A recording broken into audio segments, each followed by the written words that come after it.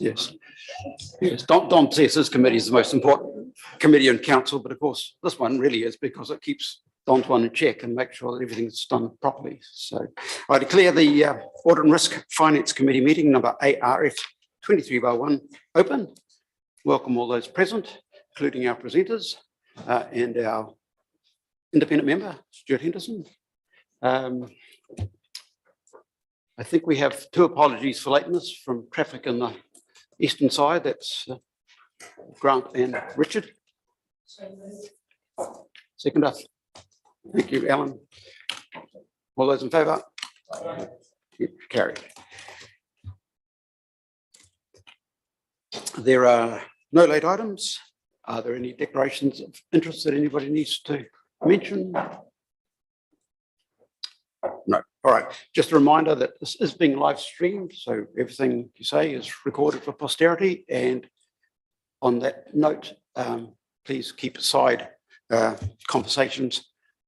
Well, not have side conversations, not keep them to a minimum, just don't have them. Everything through the chair and with a microphone makes it better for the recording. Thank you. Right, there are no public excluded items at the moment. We'll come to that later on. There is no public forum.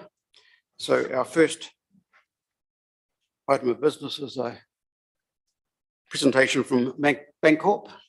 I'll hand over to Suresh. Now, the words up on there say it's confidential, but we do not need to go into confidential session to listen to this, so don't be alarmed by that. Thanks. Thank you. Yes, the confidential, I think that's standard on many things, so that's all good. Right, thank you for having me here today. Is that working? Suresh, would you like to introduce yourself? Sure, thank you. I'll introduce, right, my name's Suresh Ranchod. I'm the Head of Treasury Advisory at Bancorp Treasury. We're specialist treasury risk management advisors in New Zealand and Australia. And we advise a majority of the councils across New Zealand, local authorities. So that's our specialist area. So there we go. Thank you. Thank you. Right, so what I will do is just give a small and quick lay of the land in terms of what interest rates and global economy and New Zealand is doing at this time. Interest rates obviously on a rise at the moment and quite extraordinary. So we're in for very challenging times ahead. So there's certainly a lot of focus on that.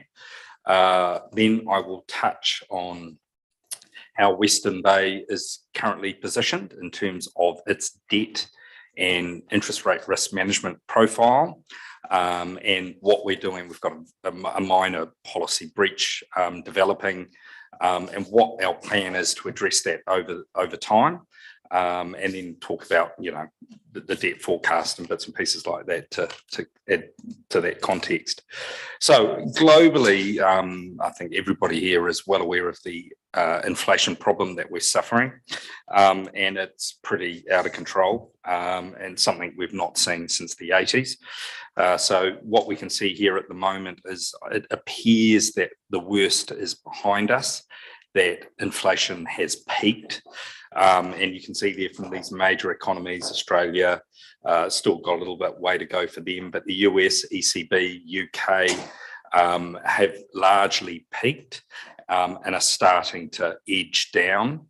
The worrying concern is that the move down certainly won't be as quick as the move up, and that's where we're talking about quite sticky inflation.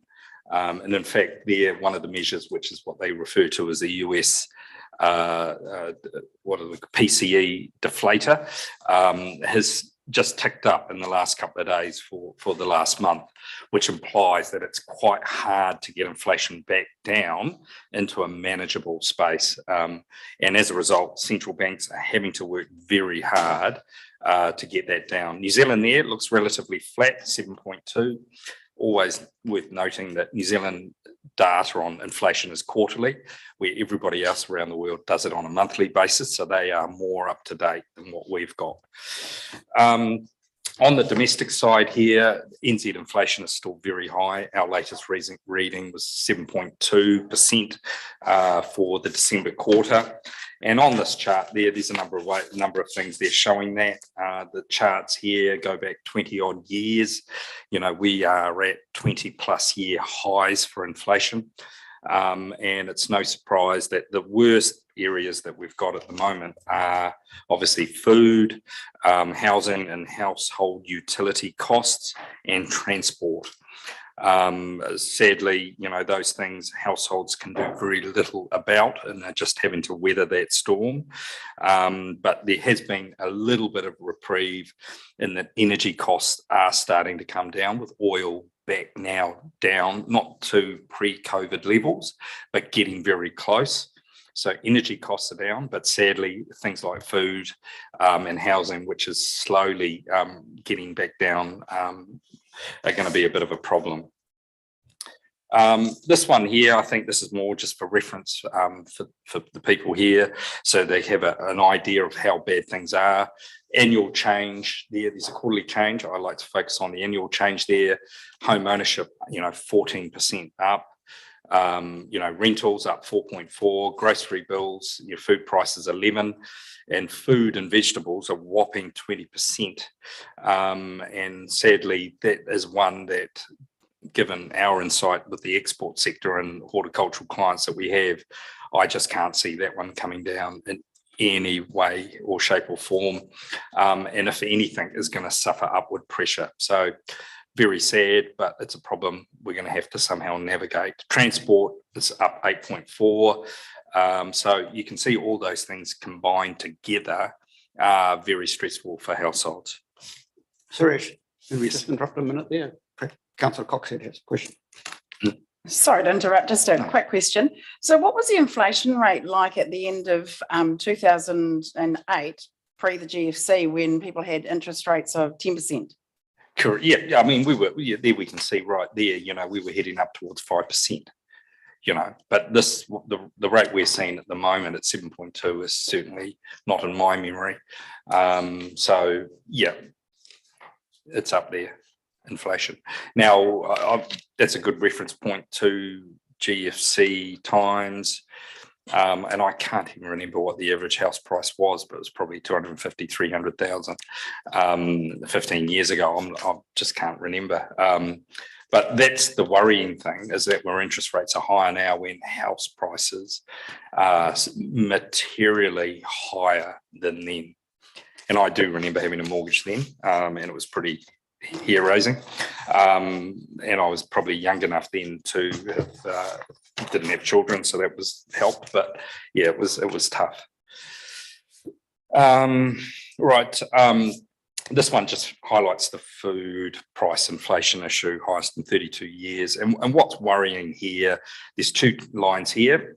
The light blue one is New Zealand food price index. The dark blue one is the global food price index. So globally, food prices took off, and that was largely a reflection of, you know, increase in diesel prices for farms, etc. Big jump in fertilizer costs, which really, you know, added to the cost of food production.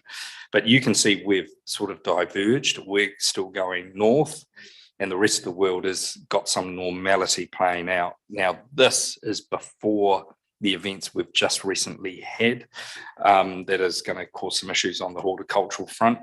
So that light blue line, I still think, has got some upward momentum, where globally food prices are on the improve. So this is a worrying one. The other component too that's driving inflation here is wages. Now, with the cost of living crisis, people are pushing wages up. This morning on the way to the airport, I heard on the radio that bus drivers have got $8,000 pay rises every year for the last 2 years because there's no bus drivers. And of course, this is adding to the transport problems because people are trying to rely on public transport because, you know, it's too expensive to fill the tank up.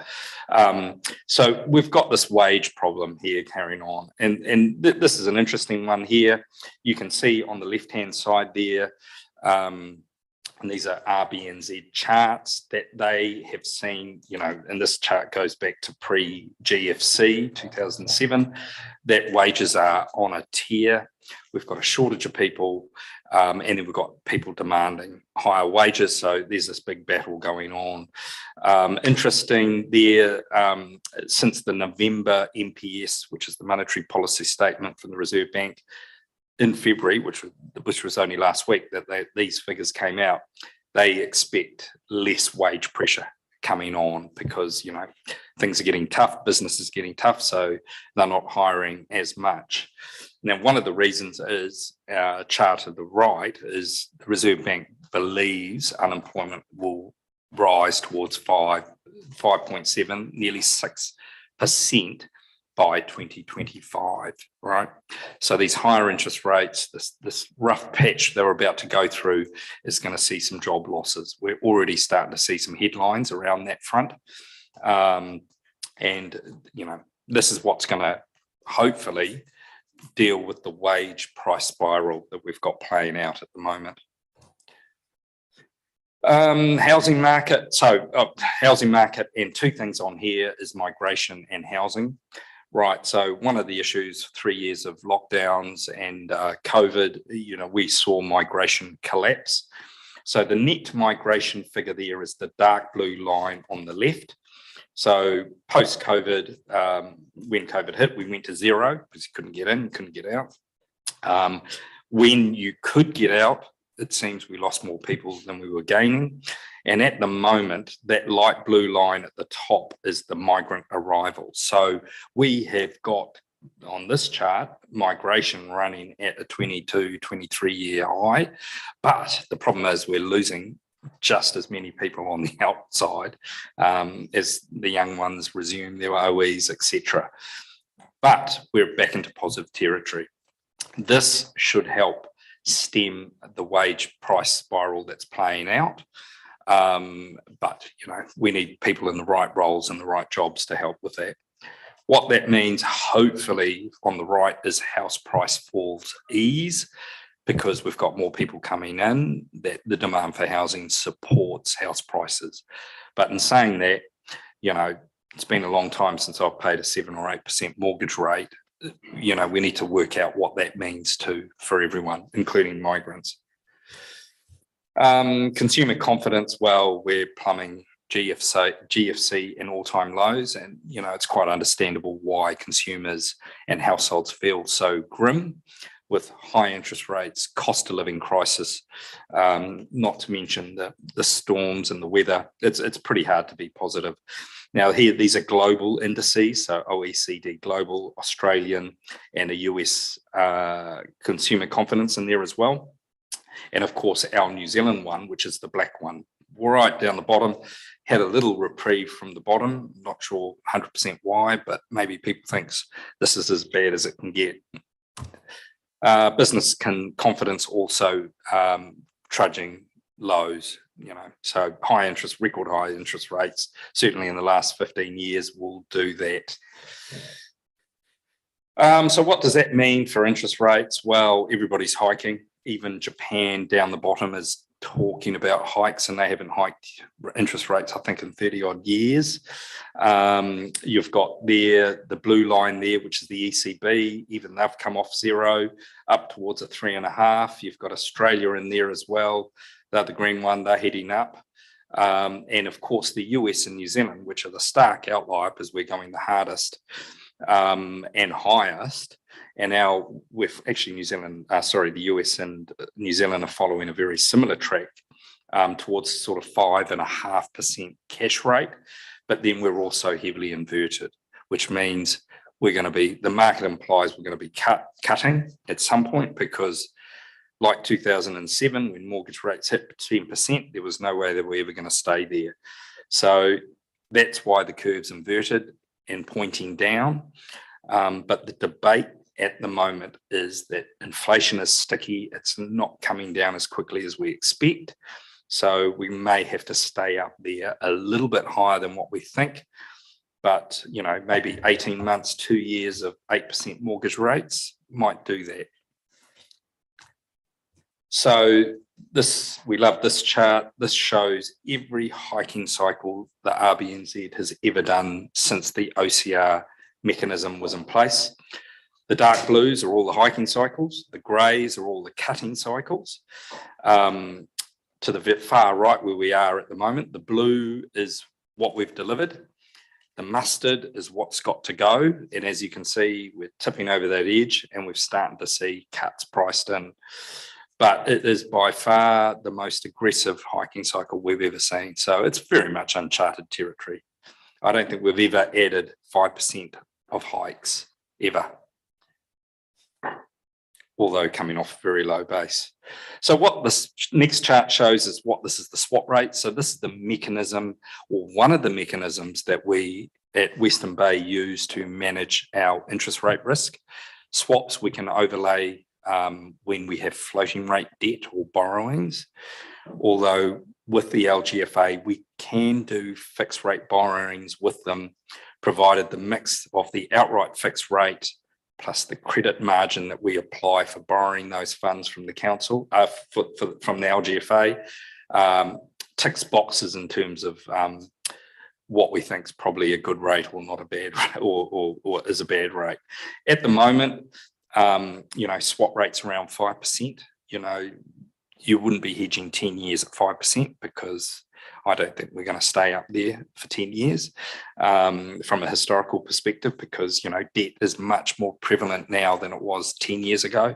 Households are carrying a lot more debt and they will be unable to sustain that.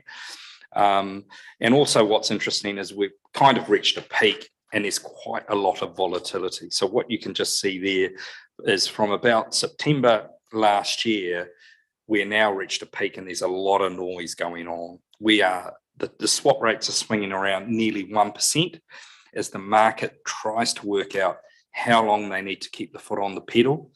And then, oh, no, we've done enough, we're going to cut. And then the market is responding with those rates coming down. Now, to put this is a roughly couple of year chart. This is a chart that goes back to the GFC, and it's about 15 years, and you can see how far we have come, and it is a lot. And you can just see there the numerous hiking cycles we had. So our last major hiking cycle was in 2014-15, when we went up, about 1%, and we've been cutting since. So for interest rate risk management for Western Bay, this has been the outlook pretty much. That red line up until this pandemic-induced problem has been relatively stable or downward pointing, but now we've got this big move up. And as you can see, the OCR is at a level today where it was last at in 2008. Right, so that was a long time ago. Please feel free as questions go. Now, this is the forward swap grid. So this is kind of the part of the mechanism that we use to manage interest rate risk. What you can see here is the 1 year swap rate. If you wanted to fix interest rates for 1 year, it's 557, right? Now that does not include credit risk or margin that the council pays to borrow money. This is pure in the market, what fixed rates you can fix at without the credit spreads. 10 year is at 473, which is lower than the 1 year. Curve inversion, every time we've had curve inversion, it's an alarm bell for recession looming. And we've seen this play out. That 10 year in the last couple of months has been as low as 406. So that's how volatile that's been. And as an example, this was as of Friday, and this was 1 month ago. So one of the reasons we got excited about this 1 month ago is we were starting to get into a sweet spot when we were considering interest rate risk management for the council, where we've got some minor policy breaches developing. So I'm just popping back here. If you look here, come down the left-hand side to 2 years and you look right.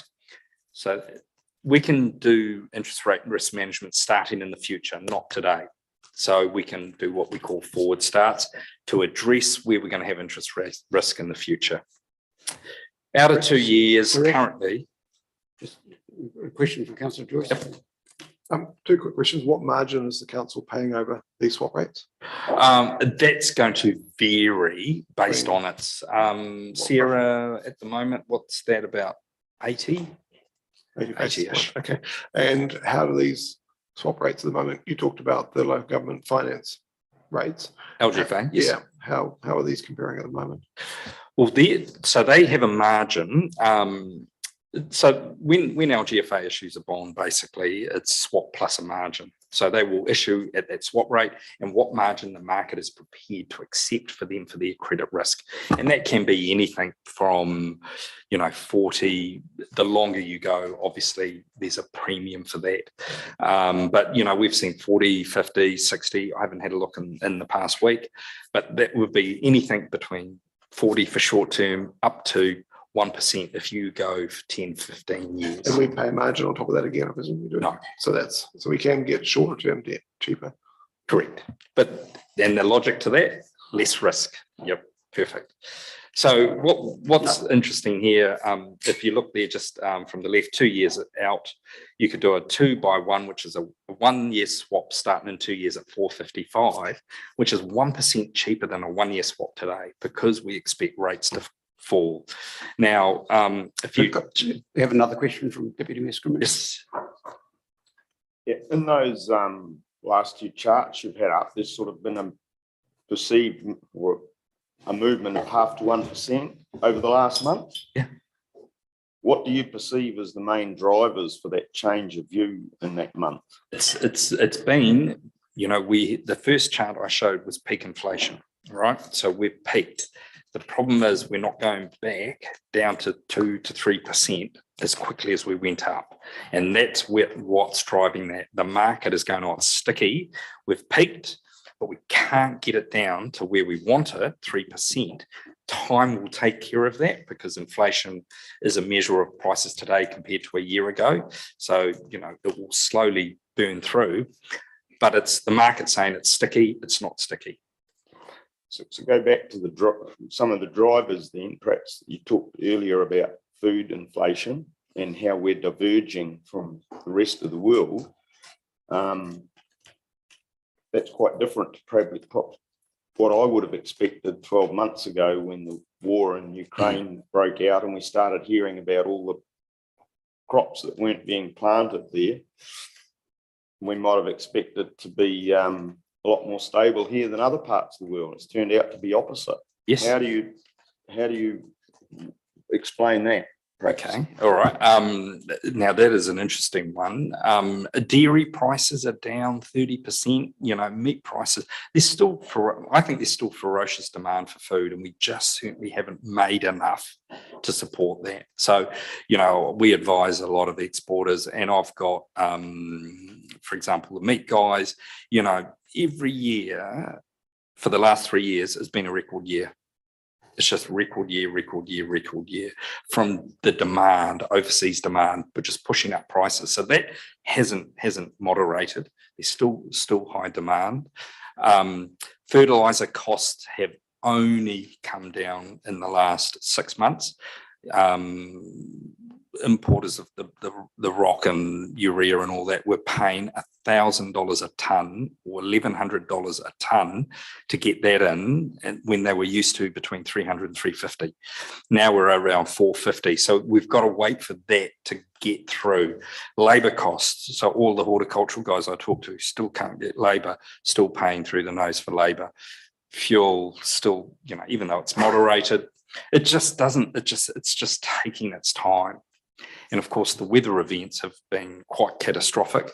And the issue that I'm hearing from all my clients is some of them, the fruit and all that stuff is fine. They just can't get in there because the bridges are gone. They can't get anything out, and then they can't get people in. So there's still these ongoing problems there. So it just hasn't been a straight up and straight down. One more, Councillor Murray. What I don't understand is how house prices were allowed to go so high and money was so cheap. And now how many house owners are going to be in dire straits as interest rates go up. Yep. Why did it occur?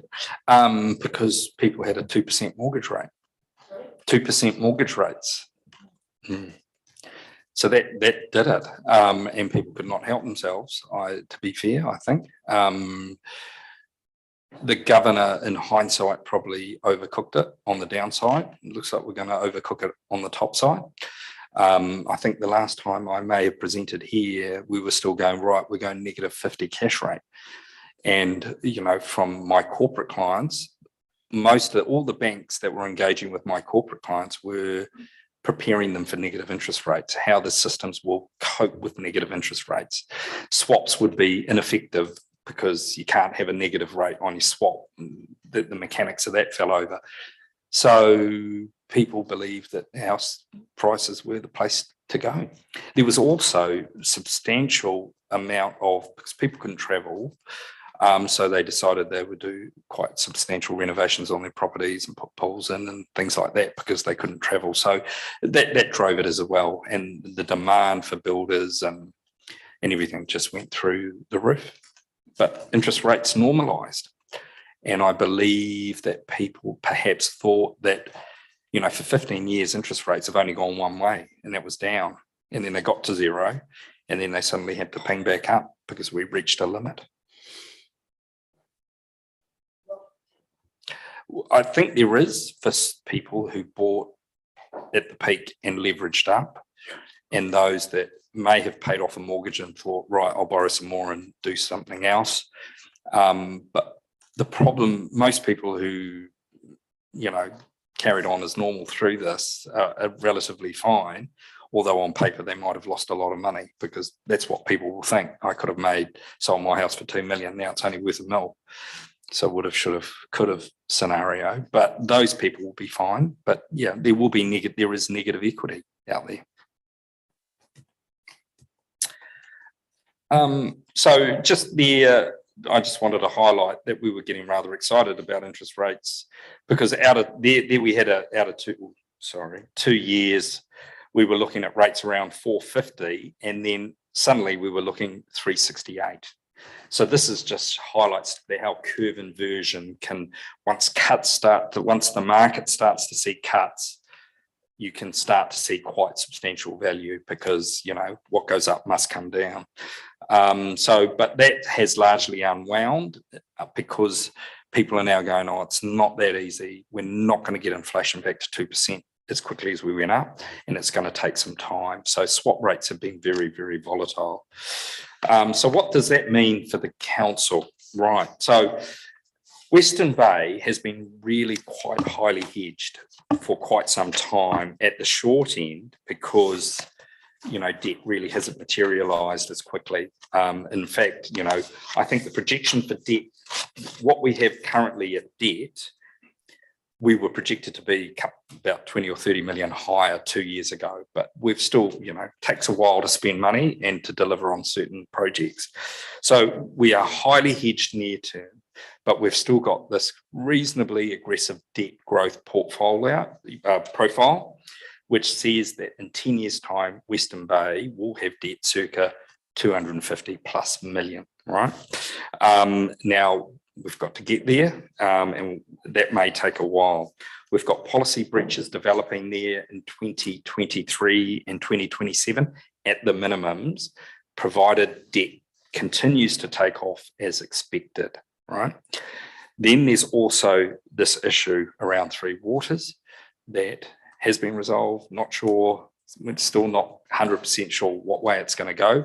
We're working with the view that what is the status quo at the moment is July 24, assets will be centralised.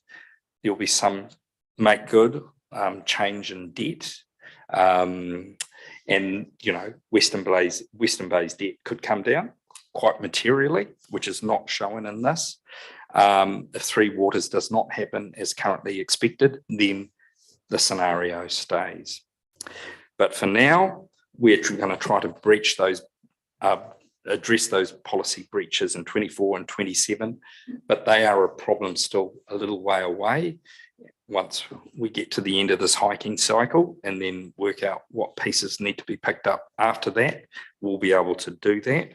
But currently, Western Bay is quite well hedged for the debt it has in place, which I think is circa 80, while holding quite sufficient cash reserves, which puts net debt a lot lower. So net debt is... So a couple of questions. I have one, and if any member Citizen has one. And Yep. Hi, Cyrus. Hi, Stuart. Thanks very much for that. I do have a question, and it's probably a go forward question for the benefit of hopefully council when they come to doing their annual plan and long-term plan. And of course, one of the biggest, and you've made this point, one of the very, very biggest variables that is going to really impact on this council is going to be actually what the debt path's going to look like post Three Waters. Now, I understand that as it stands with Three Waters, the assets will transfer, your revenue from those water assets will cease, but that they are going to be drip feeding the debt associated with those assets over a 5-year period. And I'm wondering, Cyrus, if you would be able to, in terms of looking forward for this council, especially when we're thinking about the implication of interest rate risk. You know, we're at our policy minimums, and I've been at policy minimums because of that uncertainty about the debt profile, because it's significant. And I guess where you start to look proactively at how council can get a little certainty. What would be at the moment your feelings around that? I hear you talk about a sweet spot of 4% at the moment in relation to swap rates, but this is something I think is really going to be material for the next month or two for this council when it starts trying to work out how much it's going to have, the impact of inflation on everything that's happening in terms of CapEx and operating costs. And of course, the big one, which is going to be the servicing of the debt profile. Yep. With the Three Waters, obviously, we're aware that there's quite a few engagements going on with the powers that be around, and I've heard numerous things that they turn up and you've got 3 hours to say yay or nay, and they'll tell you what they think your water assets are worth and what they're going to give you for it, and then you've got to argue it. So still, I'm not 100% sure what these assets are worth here. Hopefully they're worth a lot, and what value you're going to get for that. And then, of course, you could make an assumption that, you know, okay, we're going to get that divided by 5 every year from 24 onward, and then we can model that. So that will, obviously, those grey lines will come down because we're going to get cash, which is good. But of course, the argument is what those assets are worth. So that's a huge amount of uncertainty. The other bit, when you mentioned, Stuart, is around under 4%. The logic is the Reserve Bank has what they work on a sort of a neutral OCR. Now, that neutral rate has been falling for 15 years and it just keeps getting lower and lower and lower. They've ticked it up. It was around 2.5%. So OCR at 2.5% is neutral. Anything below that is stimulatory and causes the housing problem that we've got now. Anything above 2.5 will be sufficient to tighten demand, that people pull their heads and stop spending and inflation sinks back. I think the latest guidance, they've sort of stopped being very vocal about that because, you know, it's been a tough one for them because interest rates have only dropped for 15 years, is that it's probably somewhere like 3, maybe 3.5, right? Not the 5.50 cash rate that is implied. So if we are thinking for long term, and these are the base rates excluding credit margin, because you can't manage credit margin risk other than making sure you have lots of different maturities, the market will reflect credit at the time, is that, you know, we don't want to be doing swaps at 5. ideally under 4 because it's closer to the neutral rate. Because I don't think, we're going to stay, the cash rate's going to stay at 5.5 forever.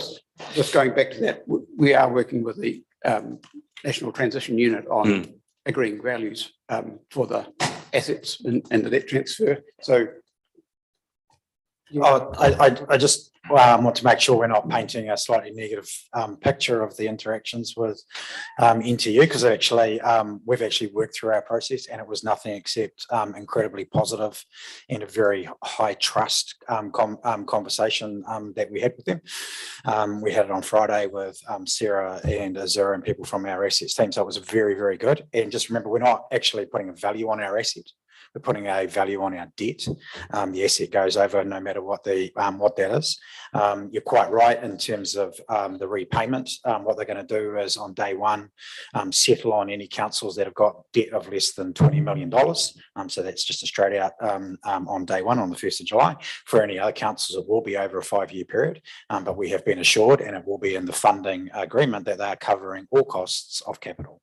So whatever interest we get charged on our money as that moves, it'll be passed through. So there is no risk for us. And I was also very deliberate to make sure and ask the question around, does that affect our borrowing in terms of income to debt ratios? And it doesn't. It's ring fence. We've effectively become a lender to the organisation. So it's a very positive interaction that we've had with them so far. all right, thank you. My question on that chart, the policy breaches appear to be very short and very minor. And my question is then, is it prudent to be taking another hedging at today's higher rates to cover what's effectively a fairly small breach? Can we acknowledge it some other way in our policy and say, well, we're aware that we've broken the rules, but we'll live with that because it lasts for 2 months or whatever it is? Yes, they are very, very minor breaches, and it wouldn't take much to do a swap or something to fix them. And the materiality of doing that swap wouldn't even make much difference to overall interest rates, because it's a very small couple of small slithers. But I do think that if the council did just focus on that debt forecast and go, is it still overly optimistic? Are we going to deliver, and we do, this is one of the problems we see with all local authorities, is it's councils just never deliver these projections, which are, there's a lot of wish lists in these projections to do everything that they could possibly do, and they generate from the LTP. And then, of course, there's always this issue, there has been complete lack of resource to be able to deliver on these projects. So there's 2 ways we could do it. We could do a small swap. We could just say, look, we're going to reassess what our forecast debt is and pull it back or push it out. And then, of course, we've had 3 waters, which is just, the uncertainty. We won't dwell on that. Nobody knows whether it's going to still happen. So, yeah, there's many things that we could do to say, look, we don't have to worry or rush dealing with this. And saying that, if we did do something, it's not going to change the landscape a lot.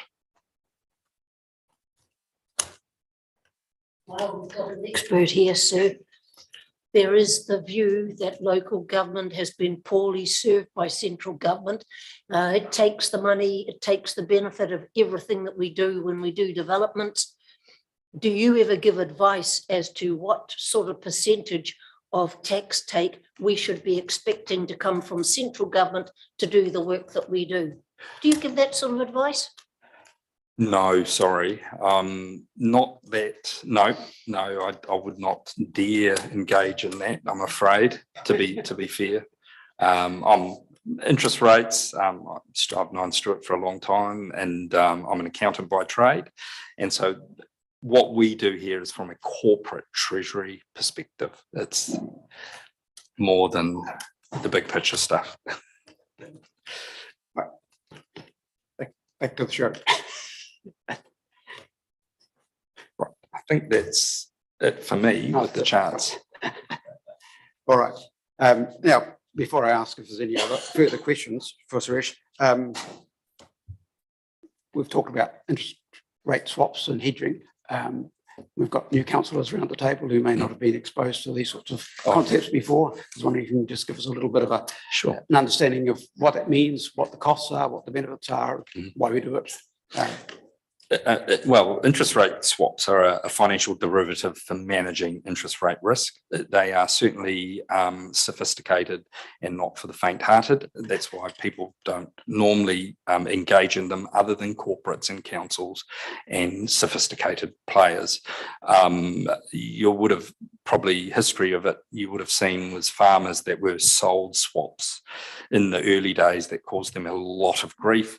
Again, in those situations, the banks were selling to people that didn't understand them and the risk was probably not appropriate. So they were a farmer being sold a 10-year swap, probably not reflective of the risks of the business. Western Bay of Plenty as a council will have debt, some sort of debt. It's a long-term infrastructure type entity, so they have the capacity to manage risk over multi-years and therefore can hedge out to 10 years, right? So that's why people like councils use swaps. Now, swaps sit over the top of debt. They are separate to everything. And all they are is locking in a fixed rate. So councils pay fixed and receive float. Now, when you receive float, that offsets the risk that you have from your borrowings that may be on a floating rate basis. So most people borrow floating or corporates and then hedge with fixed rates swaps. And that's the mechanism that you use. It gives you a lot of flexibility because you can hedge 1 year, 5 years, 10 years. You can hedge starting in 2 years for 5 years. So you can position your hedges anywhere you want compared to somebody that has a mortgage that really only has 1 to 5 years of options, ability to manage their interest rate risk. And then also, we don't do it in big blocks, we do it in small amounts, it's incremental. FX risk management is an ongoing thing. You do it on a regular basis and you have little slithers of fixed rate debt that you add as times and as markets move. And of course, the chart I showed earlier, which showed the interest rates sliding down, last 15 years, interest rate risk management has been very easy, but it's only been going one way, down. And this is a very challenging time. So there's a lot of people in my company who've never seen interest rates go up. So it's extraordinary. Right. Questions? Just it's probably oversimplifying things from your point of view, but would it be fair to say that swaps are a very valuable tool when there's volatility and upward trend in the market, but are less valuable when the market's moving the other way? Yes, that is absolutely correct, which is why we're not 100% hedged. So we focus on the fixed portion, but the floating portion is equally important because that's your flexibility. Now, for 15 years, floating rates, best place to be because they only ever went down. Now we're heading up. We've got some fixed rate cover. We're reasonably highly hedged, but we are highly hedged at the short end, and then it obviously goes down. So that should weather us for the next 12 to 18 months till we pick the pieces up on the other side. But that's why we have policy bands that say we have a percentage that we should be hedging, and we should be somewhere in the middle of that. We have been at the lower end, and as I'm aware, because I think we've only been advising Western Bay now for a couple of years, is that Western Bay's debt really hasn't really taken off to mirror what it thought it was ever going to do. So minimums was always ideal because debt never took off. Councillor Joyce. Our last annual report showed a net fair value movement in financial derivatives, a loss of $9 million. If I'm reading it right, which I may not be. I'm just wondering how that came about. I mean, I realize it's a more challenging market when interest rates are rising. And have we ever done an exercise, this may be more an internal question, of whether we've actually made money out of using derivatives or whether we would have been better off just taking fixed rates? Have we ever done that exercise to see what the differences are, bearing in mind that obviously derivatives have risk? This chart would be pretty useful. Certainly since the GFC, there's, you can see the red line, which is the cash rate, and then there's the little black one that's just above it jumping around. That's the 90-day borrowing, BKBM. That's what most corporates borrow off plus the margin. So up to 2020, you would have been better off having no hedging whatsoever. But, you know, you have to have something because we don't know where interest rates may or may end up, although the trend has been down. Obviously, all the way through that, yes, there would have been losses incurred and you would have had the fair value losses feeding through. At the moment, all those swaps are in the money. So, because they've rocketed off. So it's finding that balancing act. But, you know, and we've targeted minimums just because of the uncertainty. Any further questions? Yes, Councillor Sol. One, Mr. Chair. You just touched on, and I don't think it's really quite your area, but you may have something or guidance. You touched on the percentage of people that are likely to move into negative equity with their homes.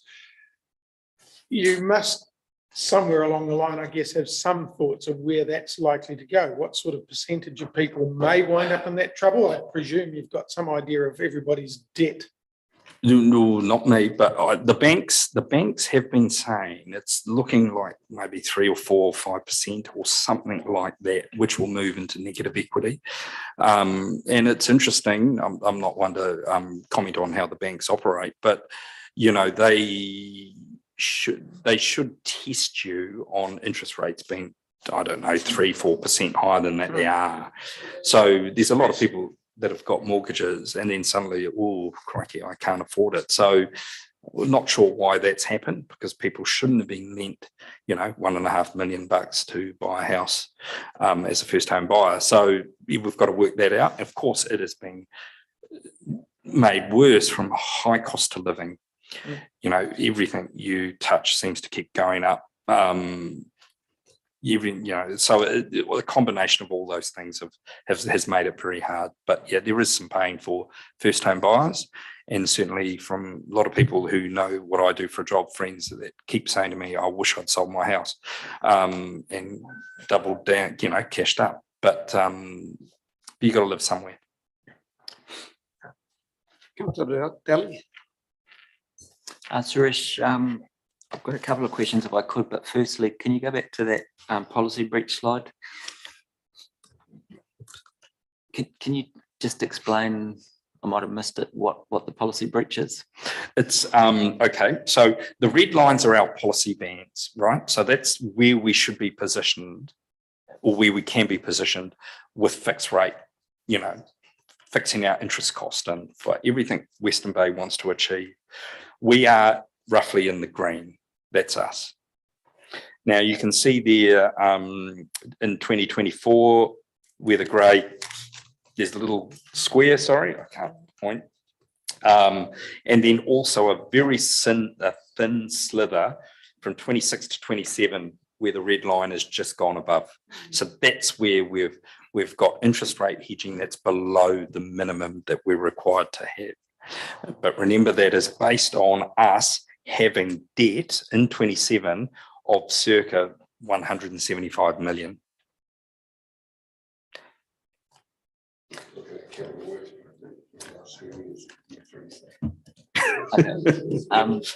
My second question is we're just doing our annual plan, going through our annual plan process, and I just wondering what your thoughts were on councils setting rate rises around the rate of inflation versus below the rate of inflation. Obviously, what you've just shown us is that inflation is going to be sticky for the next couple of years. So effectively, if we aren't going around the rate of inflation, then we're going backwards. Is that right? Well, I'm not overly sure that it's fair to ask Bangkok for a political answer. Yeah, well, it's just one of the many things that keeps going up. And, you know, that's what we've seen. And, you know, just from all the councils we talk to, there's not many councils that are trying to get rates. It's hard to get rates down if we've got to deliver on all these needs, you know. In this particular region, you know, I've got three of my good mates who have moved here. You know, they've been adding to your problem, and there doesn't seem to be a let up from all accounts that this region is just can continue to see an influx.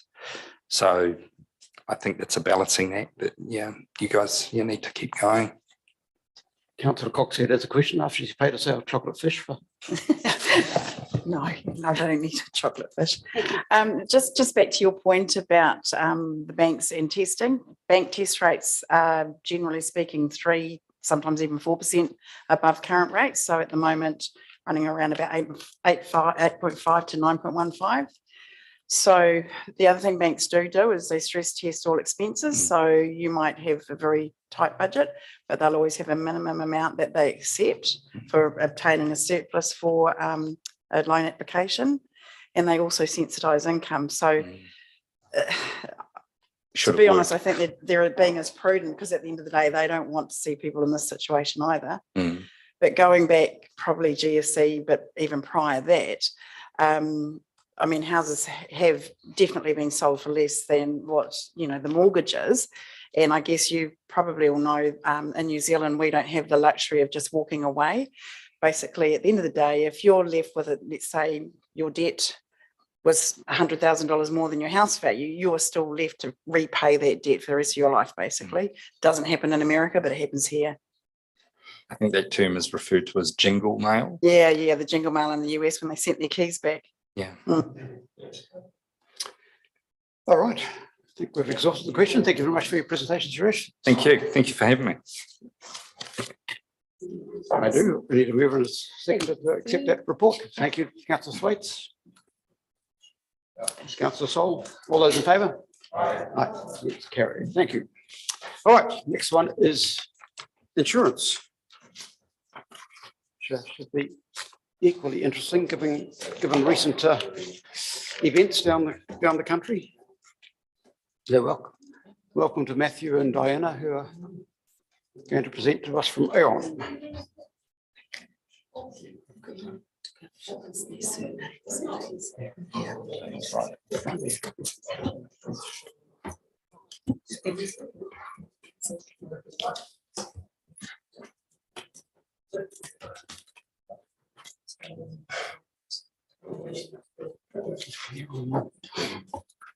Good afternoon, councillors.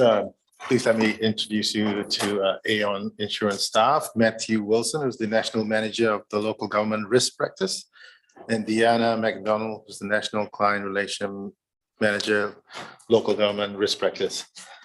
Quite a long title there, but yeah, so they'll be presenting to us on the insurance market, the global events, the recent events that we've had to. So over to Matthew and Deanna. Thank you, Liz.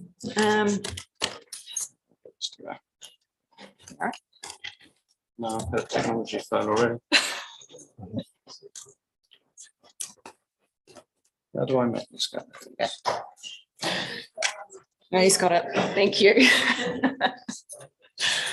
Okay, so thank you very much for inviting us along. We're just going to go through and talk about the markets and the renewal that you've just had back in November, and the difference between what happened in the markets pre-27 January, which was the Auckland, Northland and Coromandel floods, and affected yourselves as well, and through to what's happened post that with the likes of Cyclone Gabrielle.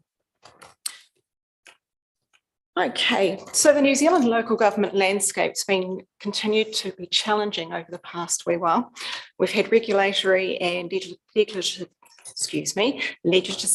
changes, impacts with climate change, economic downturn, inflationary pressures, staffing shortages, supply chain disruptions, increasing technological and cyber risks. So there's a lot going on in the market. So as well as these changes, there's also the hazard modelling and social wellbeing of communities. In order to work through this ever-evolving environment, local government are required to be better informed to make better decisions. So with that, the market itself back in Q4, it was fairly challenged. It was starting to stabilise. And we saw with the renewals, and Matthew will go through this later on, but the renewals itself, we started seeing the rates starting to stabilise. We've been having 10% increments for the past few years plus. And then, yeah, it was looking quite positive right up until 27 January. So the property market, including infrastructure, was at a continued hardened cycle and had been since about 2017. And we saw the 1 November renewals, as I say, about 10%, but then you had your valuations increase on top of that. So the renewals were looking about plus 20 on what you'd paid the year before. Globally, the markets have been impacted by a number of natural catastrophes. And as you can see there, there's a number that have been mentioned that have been quite significant. So we've had the likes of the flooding in Queensland and New South Wales back in sort of March, February last year, which was approximately 6.3 billion Australian dollars. And then you've got Hurricane Ian at 70 billion US. So these are big figures of insured losses. And there's been plenty of others around. So they've not only affected the capital available in the market, but it's also the selective deployment by the insurers of that capital. And the market itself is shrinking. So people are coming out of wanting to give away their money effectively. Yep. So in this one, it's just showing the economic losses and versus the insured losses around the world.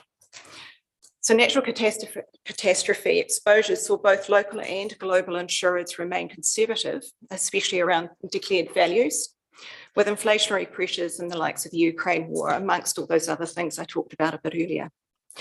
There's a strong requirement by insurers for asset descriptions, including the COPE description. So that's your construction, your occupation, your protection and your exposures. So when we get our insurance schedule through from the council, it's got all that information against all your different assets, as well as the value of those assets. So it's making sure that those replacement values are accurate. And through the last OHE recommendation, they put, it used to be every 3 years, but they are now recommending every 2 years to go through that cycle of a full revaluation. So it's really focusing on risk mitigations and providing this information through to the underwriter. And these are more at an Oceania. Look at what's going on there. So you can see the figures and the number of events that we're dealing with. And a lot of them are being what's classified now as secondary NatCat. So it's the flooding and the landslips and those sorts of things that are happening more frequently that are being the bigger losses. I think there's a subtle distinction from previously insurers have done an awful lot of modelling on the complete natural catastrophe, which is the earthquake event. But we are seeing this increase in the secondary NatCat events, which are becoming the drivers to the market now. They are ultimately less dollar value at the top end, but they are increasing in frequency. So you're seeing a move from significant losses, they're not small dollars, but you're seeing a move in that increase in frequency on those types of events. So it's actually something really crucial to bear in mind, and we'll come on to some more of that in a second. So thank you, Dee. Insurers insure, it's called reinsurance. And the graphic here, whilst we were seeing a stabilisation in rates from the previous hard market cycle towards the end of Q4 last year, most global reinsurance treaties are negotiated on the 1st of January, a 1 January renewal.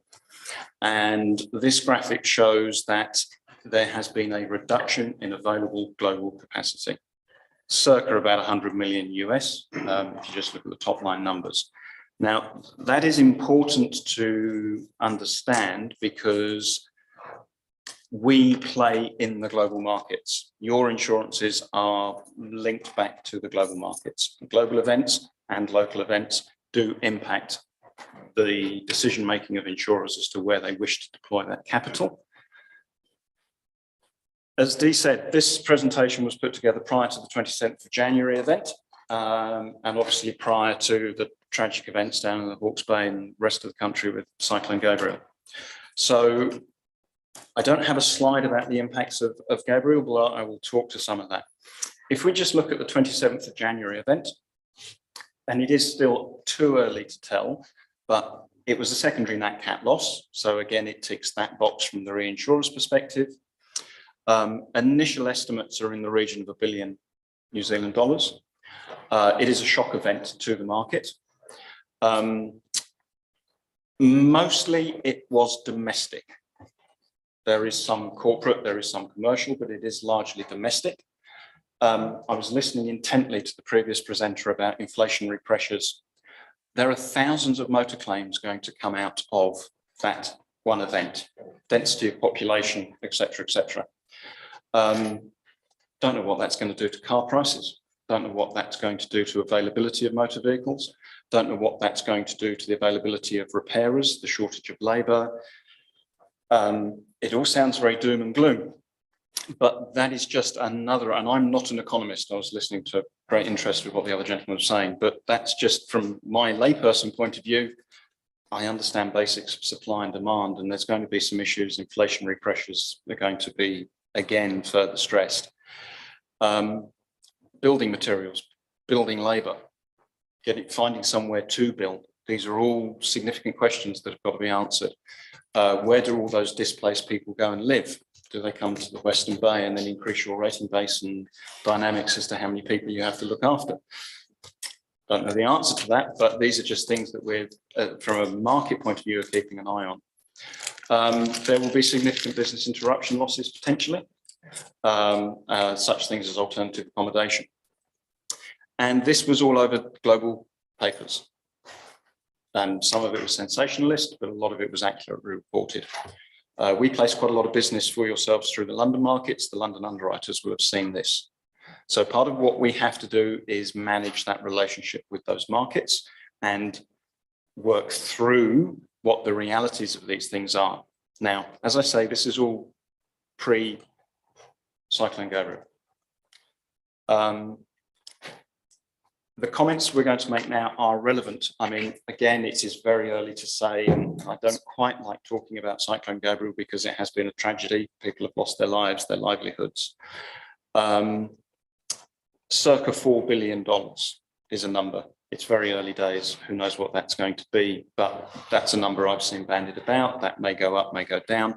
The longer term impacts we've already alluded to in terms of foodstuffs, and various other things. So yet there is yet more pressure on those inflationary cycles.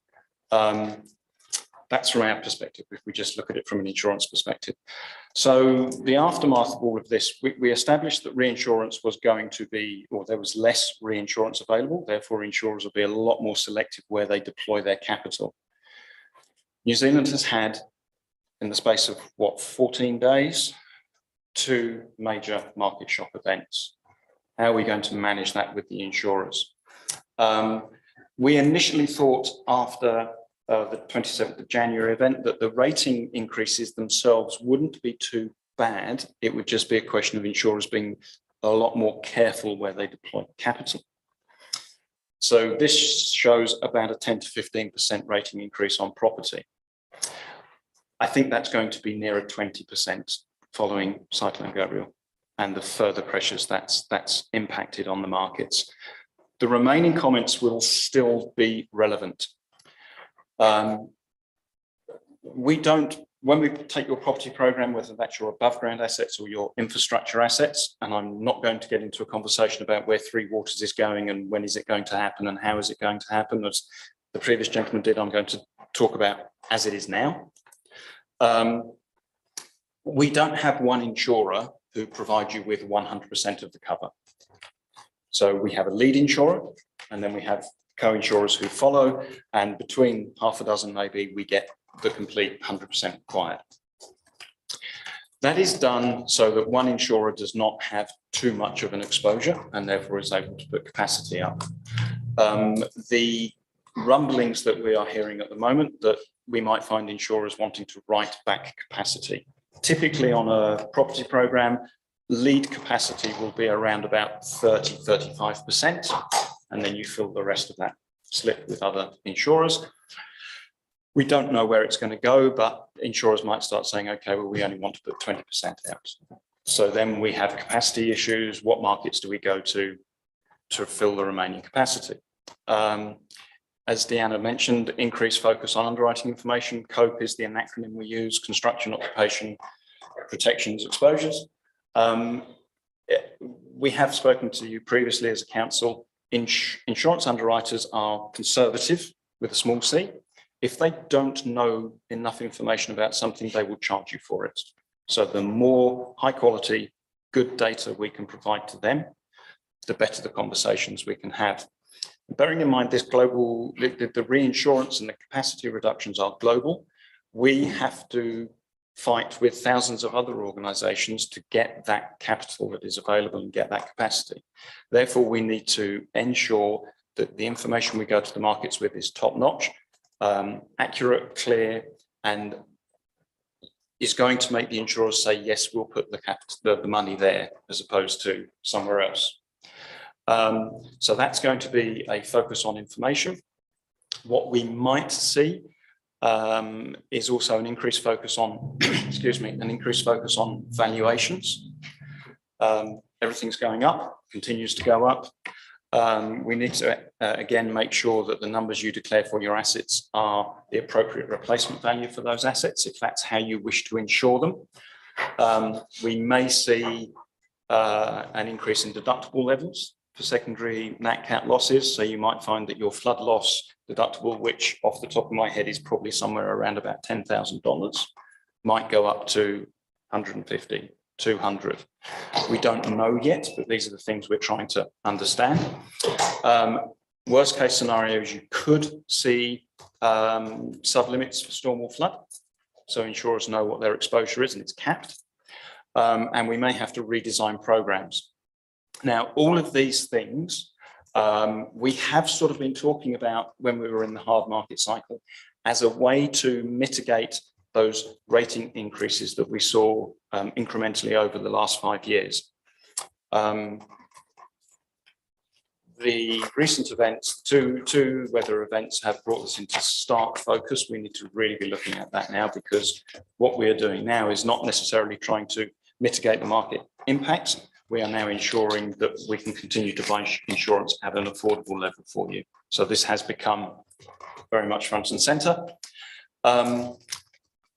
I briefly touch on motor at the bottom. Because of the sheer volume of motor claims, I think one of the insurers said they'd had 10,000 claims out of the Auckland event, whether that's domestic and motor or just a combination. Motor insurances are written on a claims basis. So we're going to see the insurers suffer in that aspect. So again, we need to be mindful of where that goes. And again, the other thing motor insurers are struggling with at the moment is inflation. They call it claims inflation. You set a premium at a 12-month point. If the cost to repair the vehicles goes up by 7% during that period, they've got to add in and factor in at what point they're going to have to pay these claims out. So again, no definitive answers. We're coming up with a bit of a strategy. Your program is due 1 November. We will start talking to the likes of Ernest and other people within the organisation now to what can we do, where are we going on that. Is there any questions on this so far? I've been rattling through. Through the chair. Yep. Thank you very much. I was recently at a presentation to another council and a discussion about replacement cover having been a big, probably the most significant driver of broad increases in premiums, and it seems that the biggest driver of that has been inflation, as well as inflation being the driver of pretty well every other component of insurance and others. Would it be fair to say, for planning purposes, councils looking ahead. I mean, we're talking today about this renewal, and we're going to be sitting here in a year's time talking about the next renewal, and after which, I mean, are you seeing a real trend in terms of how broadly local government insurance is moving relative to that inflation aspect? Short answer through the chair, yes. We are running a forum tomorrow, which I think Ernest and a couple of other people may be attending, where we do a bit more of a conversation about how can we deal with these things. So very simplistically, if you take a property insurance program, whether that's your below ground reticulation assets or your above ground program, your premium is derived from applying a rate percent to your total values. So that brings a question. Do you need to insure everything that you currently have? Now, when you're in a soft market or when you're in a flat market, that's not necessarily a conversation to have. But there probably needs to be, and this isn't a conversation, this isn't a comment about this particular council, this is an industry-wide comment. We now need to be, somebody said to me at another audit and risk I did a couple of years ago, actually, to become a more discerning buyer. So the question is, and these are the topics we will be discussing tomorrow, what is your risk appetite? What does your balance sheet look like? What are you prepared to self-fund?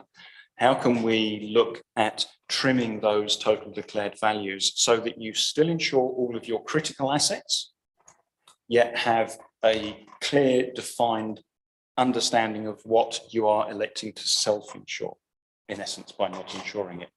Or is that you don't want to be in that position because of your organisation's appetite, but you are prepared to, let's say, entirely, for example, $1 million deductible?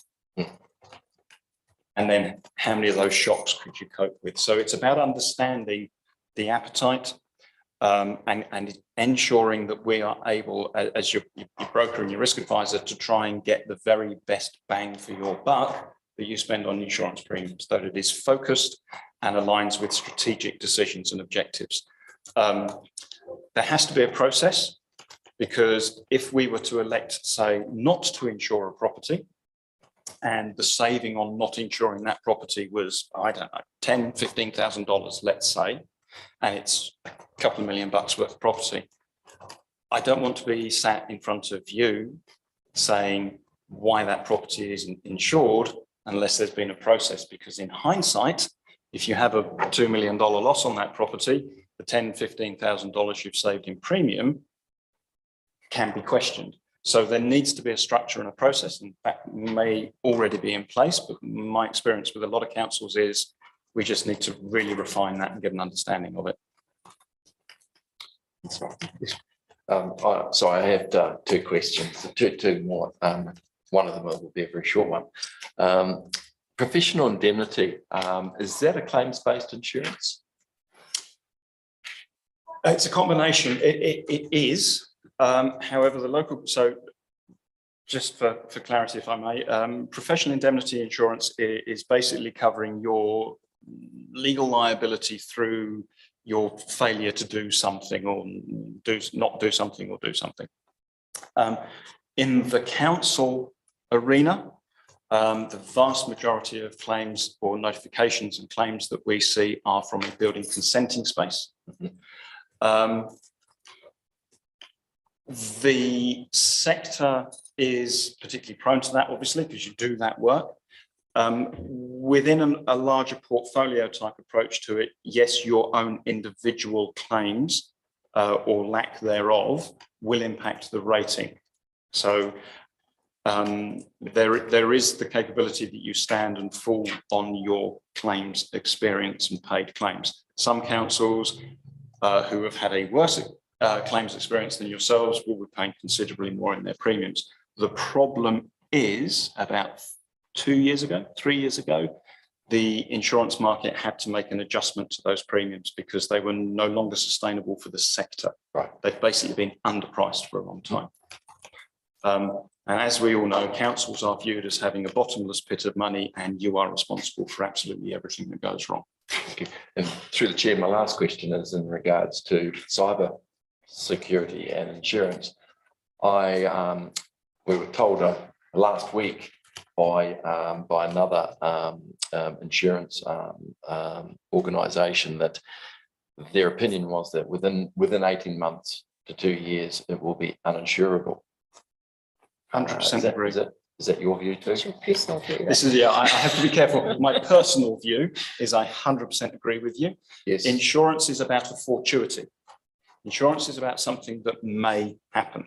And cyber is rapidly becoming something in terms of it is a question of if, not when. The premiums are spiraling upwards rapidly. The extent of cover that insurers are providing is diminishing rapidly. As Deanna rightly says, my personal point of view is, depending on what your premium spend is, you could be better off investing some of that money in systems. And that's, again, not a casting any thoughts about your own systems as such. But yeah, I just don't see it going. Personally, I think it's probably about 3 years. I think it'll taper. But it is certainly an area that we're watching. It's probably the single most distressed market outside of forestry currently. And a similar comment came that it's you know, the only thing one can do about it is to invest more in your systems. You could potentially look at it as being a catastrophe cover. Yes. Okay. So you might have a very high threshold at which it attaches, but if it goes completely wrong, then you've got cover up at that high end. Unfortunately, we've got statistics. There's a graph through Aon's market stuff out of the US, and the government sector globally has a higher incidence of attacks than most other sectors. And whether it's because, and again, I'm not talking about you specifically, whether it's because you're seen as the local government or the government sector is seen as a soft target, I don't know, but there is data that suggests you have a higher ratio of breaches than other sectors. Councillor Joyce. Obviously, Gabrielle has brought back into quite sharp relief that it may be that some areas are no longer able to be occupied. This council has built assets on beachfronts and things. Are you able to give advice, not necessarily today, on areas we need to stop building things if we want to keep getting insurance at an affordable rate? Because we seem to have a history of building assets on beaches. I don't think I can give advice as to planning processes, but I think it is something that every single local authority in New Zealand is going to be very mindful of. I am quite cynical. Well, yeah. Well, no, not just that. I'm just quite cynical generally. But are we going to see somebody try to have a go at a local authority for a building consent or a resource consent that was issued 40 years ago that allowed somebody to build a property 150 metres away from the sea? And now that property is 20 metres away from the sea. Are we going to see that? The cynic in me suggests that there will probably be somebody who tries it on. What is that going to mean for the sector? I have no idea. I'm not a lawyer, but that's the cynic in me. I think you will have to just become more mindful of these factors. It's not changing. It's not going away, is it? The question was more about council assets. I mean, yes, council assets? Building council assets in areas of higher risk. And installing council assets in areas of higher risk. I mean, is there a body of advice out there? Because it is changing. The risks are changing. I would assume council, and I don't know if I'm hazard mapping, flood loss modelling, these sorts of things, I'm sure they will get pulled into some form of decision-making process. But we will keep up with, in terms of the question, when we see what the market reactions are, and if we have insurers who come back and say, we're only going to provide $1 million worth of flood cover in certain areas, well, then we will relay that information back. Absolutely. Right, any other questions for Deanna and Councillor Valley? I've still got one last slide to go. very quickly, this is just a summary of your premium spend. I'm not, because of time, I won't go through all the details. Overall, the percentage change in premium 2021 to 2022 was about 14%. But as you can see, there's some fairly chunky increases in values. So the underlying rates themselves were probably all around, on average, about a single-digit rate increase, which is where we were expecting the market. But then when you apply those rating increases to your increase in values, that's when you get to the double-digit numbers. But that was just a summary that we were asked to pull together, and you've obviously got all of these figures. Okay, that's us, I think. Councillor Dowling. Thank you. Yeah, Matthew, just on the all the weather events, does Aon, you'd have pretty sophisticated analysis of what's causing these events, like the Tongan volcano has been, NASA has suggested that a lot of water went up into the atmosphere during that event, and that has subsequently been falling in selective parts of the world in much bigger quantities than usual. So just wondering what your take on climate change versus natural disasters.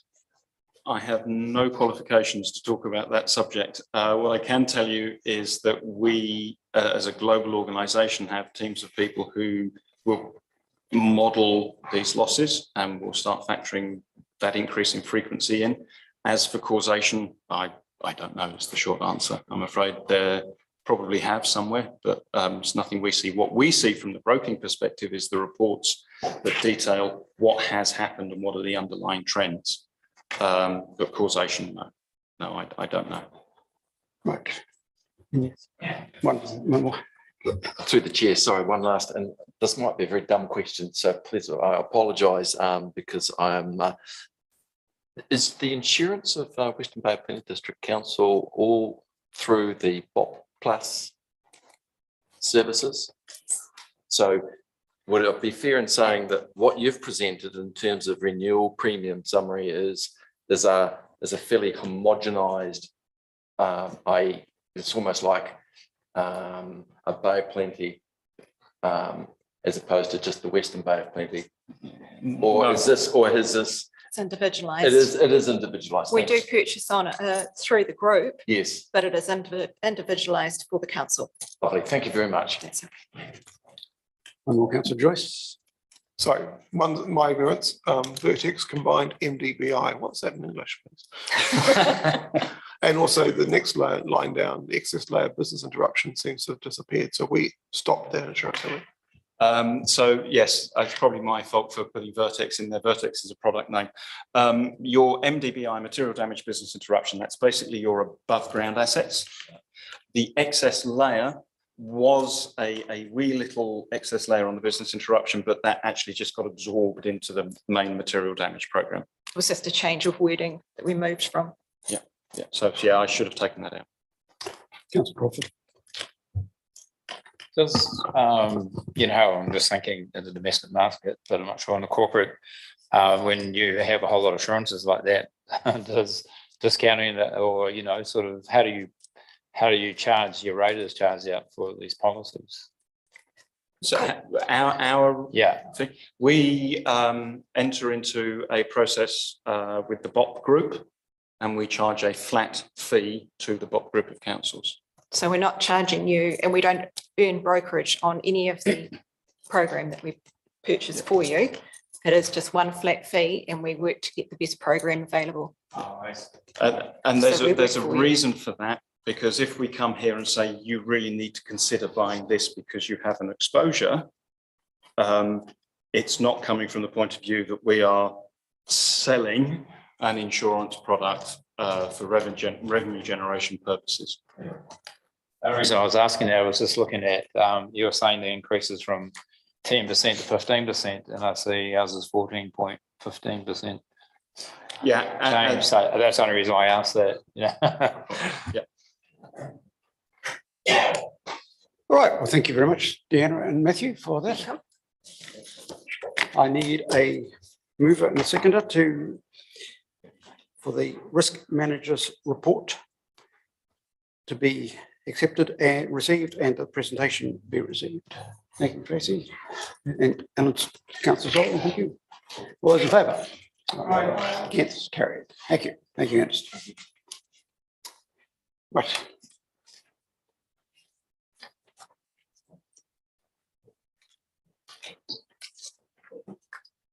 You're back in the hot seat. Yep.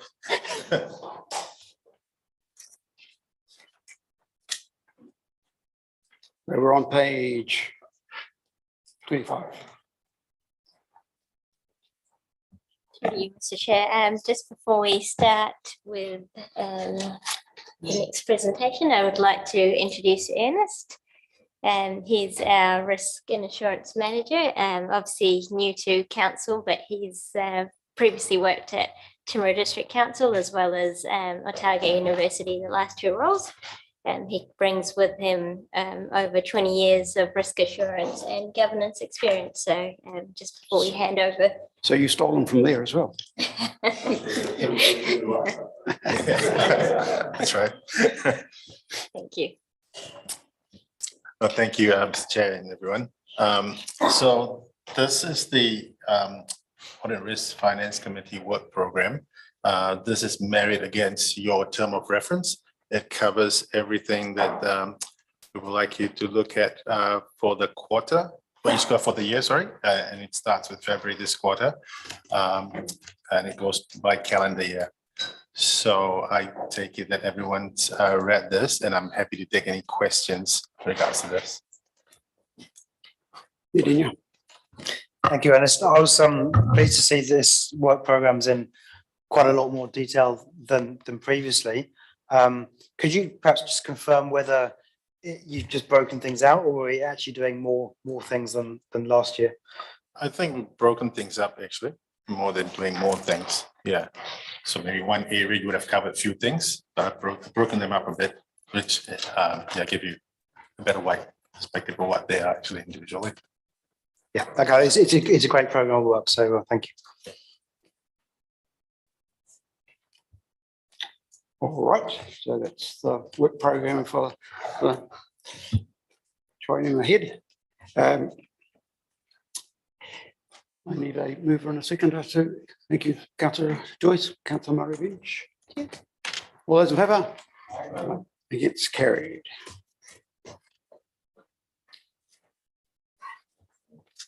Thank you. So I'll just quickly speak to that one. As you can see, this is the Local Government Funding Agency annual report. Effectively, this is to be noted and received. If there are any questions, happy to take and refer back. Obviously, we are CCO and hence a requirement for us to have this here, and it will be on our website as well.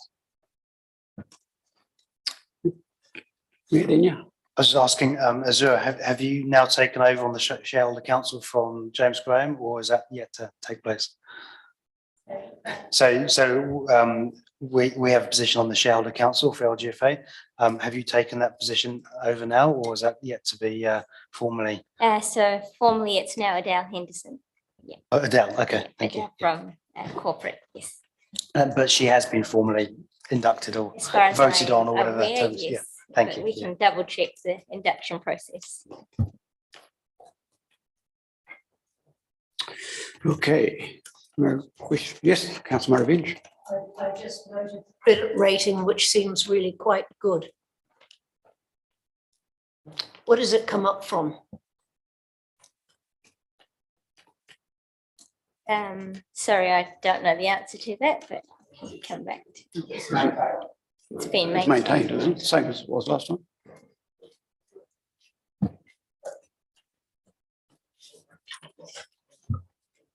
All right, so we need a mover and a seconder for the report on the LGFA to be received.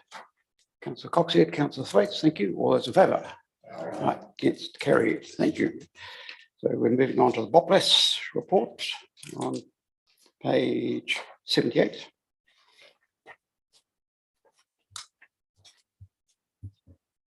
So again, quickly speaking to this, obviously another report as council CCO to be received and noted at this meeting, and happy to refer any questions if there are any. Thank you.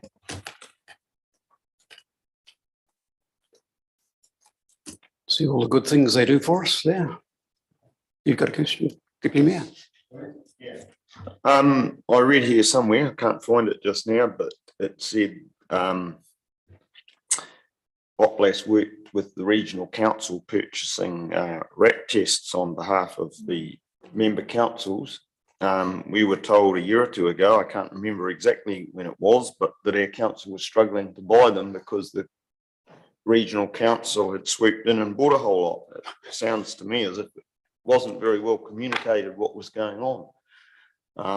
Is that inaccurate? Have I got a proper understanding of what happened there? Because it just seems very messy to me. Anybody got an answer? No, might have to get back to you on that one.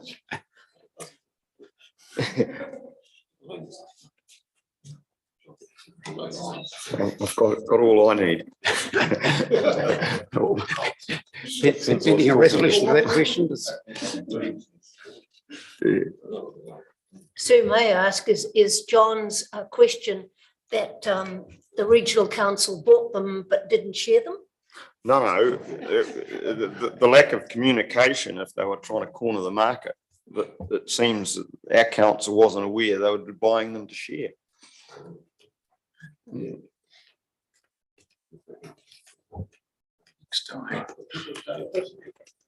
Yeah, well, we'll have to come back to that one later on. Okay, so we need a mover and a seconder for the receipt of the Oplas report. Thank you, Councillor Crawford, Mayor Denyer. All those in favour? Right, it's carried. Thank you. And we're on to page 126.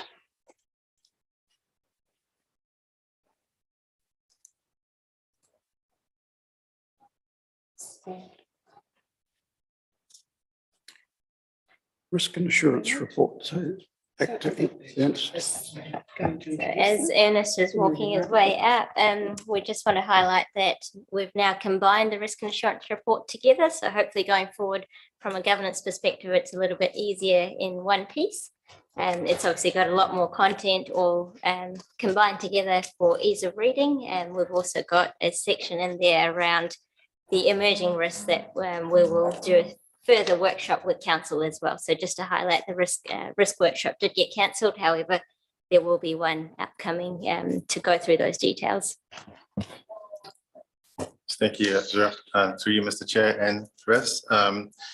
So we, when I first started here, I went around the business, took stock of where things are in regards to risk. I believe KPMG carried out a risk workshop with the senior leadership team. I'm not sure with the councillors, but got them all together and they came up with the 8 strategic risks you would see on page 131. So yeah, so you have 8 strategic risks. And so since then, it was May 2022 that was carried out. And since then, we've not had a workshop and we have scheduled one on the 30th of March to look at it again and see what additional risk there is. And we can combine some risks too. So we'll have a rich discussion then on the 30th of March. And I've also highlighted the details of that risk in the report. And also I stated some of the previous risks that was there and how we've moved. In regards to the operational risk register, I've only captured the infrastructure unit, the transport business unit and utilities. The other areas, we don't have a risk register, but however, they manage their risk. So there's rich discussions with the GM and the business unit managers, and they have rich discussions about their risk and did some tests and noted that risks are managed, some key risks in each business unit. So, and so we have a risk work program I put in here, just a draft risk work program for us to risk and assurance to go around the business units and carry out risk workshops to identify the risk, analyze the risk, and come up with mitigation plans to mitigate the risk. So that's there on page 137. The program. And moving on to the, sorry. Okay, I've got some questions. Just looking at the table on page 132, we've got the graphic of the risk settings. Yes. It looks like two pins, a black and a white pin on the color map. Page 132. 132. 1 second. 132. Yes. Yep. Yep. So what are those black, what are the pins identify? Good question. Yeah, so the white is the inherent risk, and then the black is the residual risk. So the inherent risk, you put controls in place, and then you obtain the residual risk. So which is the inherent? The white is the inherent. Yep. Yes. And then the residual is the residual. Is in black. Yes. So you would expect the black to always be lower than the white? That's correct.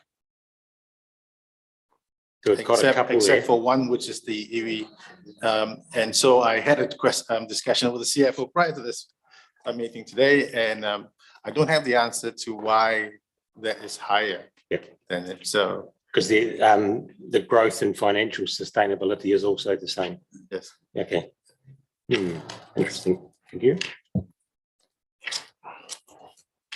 I had a question on page 131 with our risks, and I appreciate that we were going to have a closer look at this in the workshop, and maybe that will be the time to cover it off. Yes. But I do wonder why we have a separate box for climate change when, as far as I can see, climate change impacts every one of those other boxes. And in fact, in the next couple of pages down, when you're looking at the infrastructure report, climate change is mentioned a couple of times. We've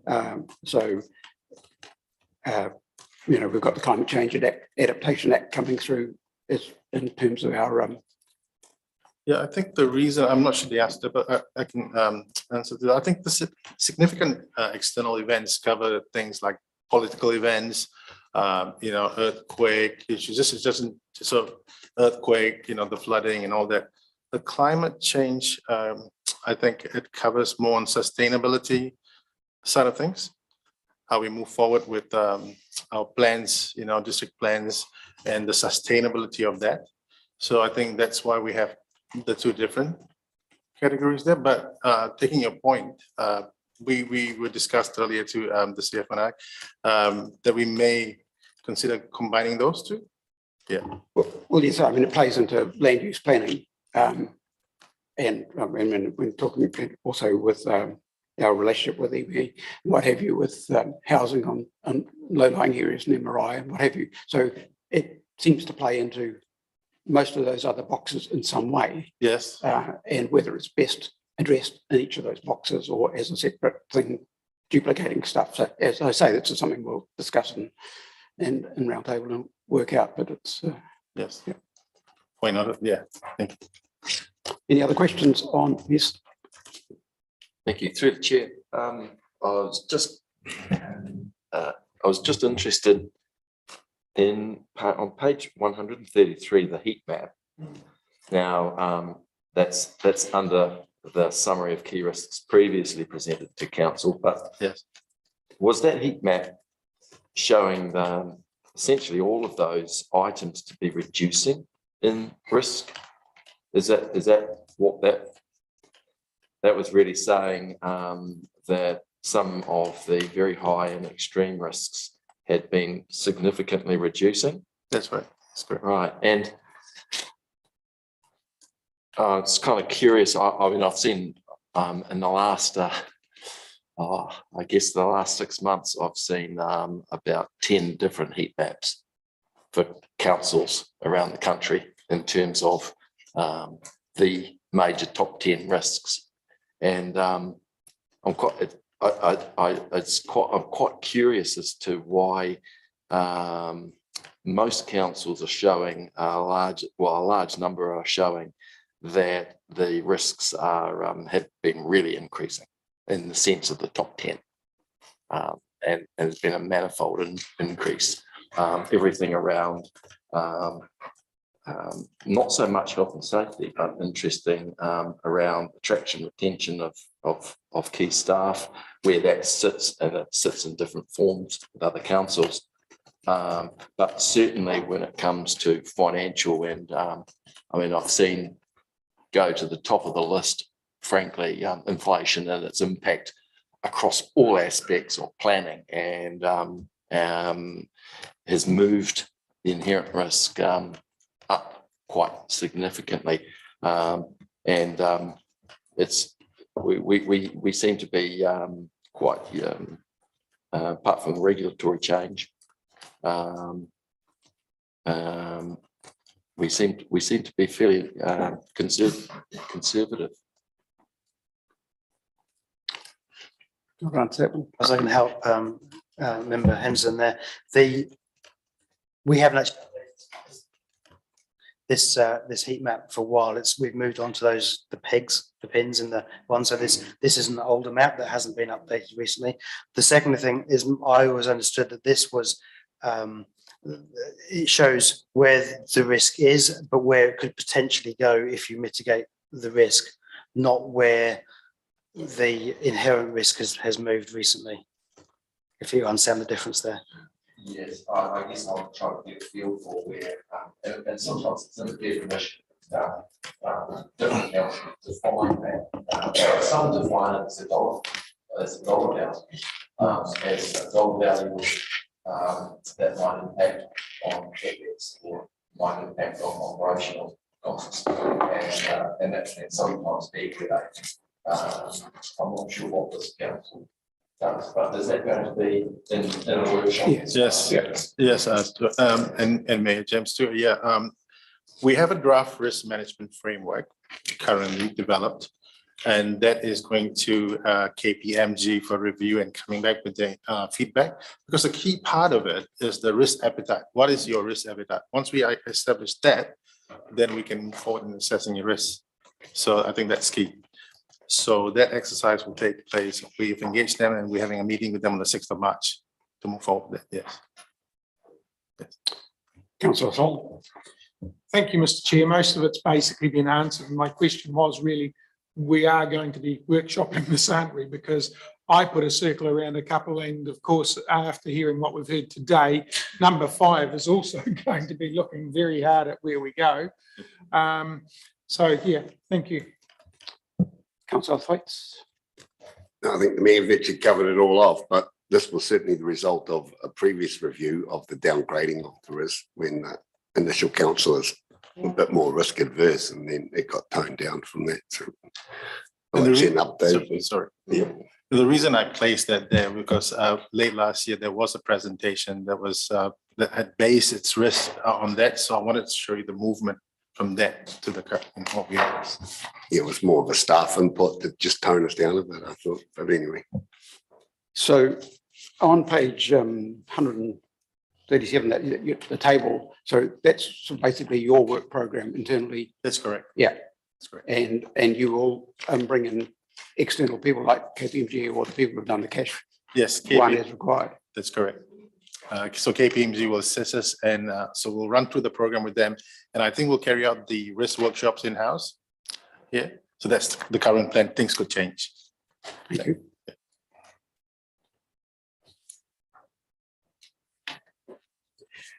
All right, so any other questions for Ernest on any of that? No?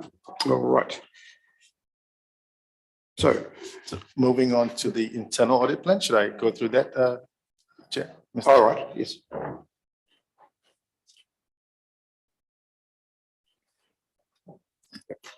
So the internal audit plan, so because we didn't have a comprehensive risk register, so we went around the business and obtained the input from business unit managers and the group managers, general managers.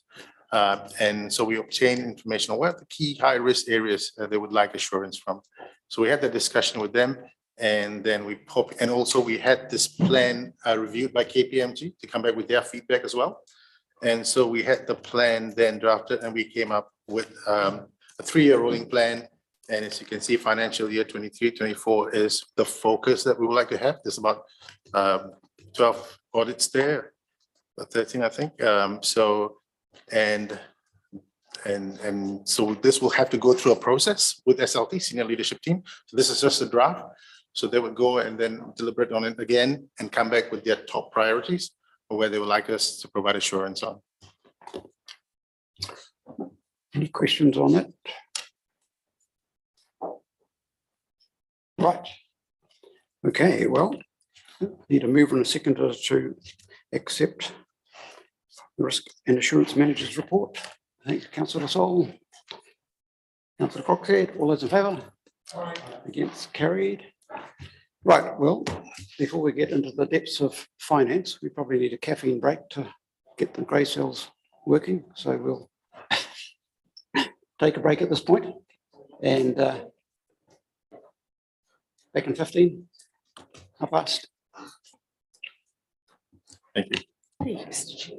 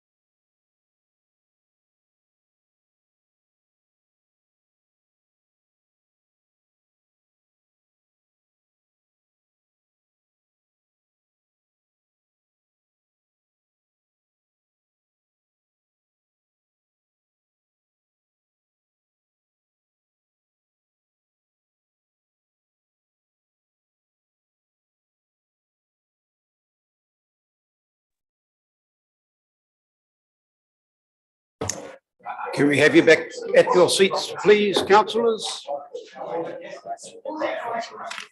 Mr. Chairman, I want to ask you as to why the chlorination had such a high risk on it in our audit. Get the mic on.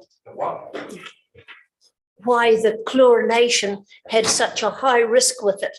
And it seems as though each time I look, low chlorine demand coupled with poor chlorine dose control, and it's a high risk again. I've never seen it there before. Sorry. Have we got a problem, or is this with the new installations? Well, I imagine it would be that it has high risk if it goes wrong. I have never seen it there as a high risk before. Oh, we've never seen that report before. Sorry, what report, Mr. Chair? There was an example report given to us. No. Yeah. Can someone answer as to why it is there? As to why it is a risk? Ernest?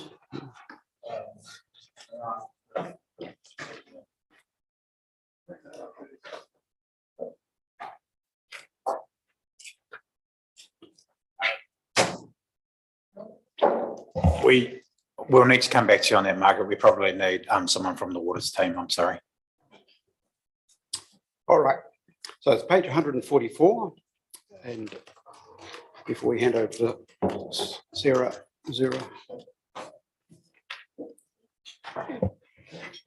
So this is the quarterly, the 6 month ended performance report. Obviously, there's a little bit of a format change that we've done this month onwards, and we're very keen to also get feedback along with all the other reports, I suppose, with the new format. Is that working for this committee as well? So we talked about a little bit of that in the audit risk reports coming through. Same with these ones. We're trying to get it so that it's more high level. You've got the key indicators. If there's breaches, you can really quickly see it. So that's where the dashboard is playing out. We've also got the policy breaches at the bottom in the Treasury section. Hopefully that just helps you to see that really straightforward going forward. Obviously at year end, where we're at, so revenues at 48% of our full year budget, expenses 49%, so roughly there or thereabouts in terms of a half yearly, which is great. CapEx is probably where the majority of the work will be done, as we have been discussing during the annual planning process. At the moment, we're about 36% of the year budget. Obviously, this is an indication that it is not phased month by month. Slight typo on the report, it is 6/12 phasing, so not 1/12, as you probably might have picked up. And also just at a very high level, the variance in the tables, just the commentary on that, just to confirm, the deficit at December is 798K deficit. So that's just a really high level. We are going to open to any questions, and Sarah's available as well for any detailed questions on this report. Thank you. Councillor, Mayor, didn't you? Falling into dance problem. Thank you. Well, I was going to ask about that 1/12 thing, but thank you for correcting that. That makes much more sense now. But also, I just wanted to thank you for presenting some innovative ways of presenting the data, which I thought were quite helpful. Thank you.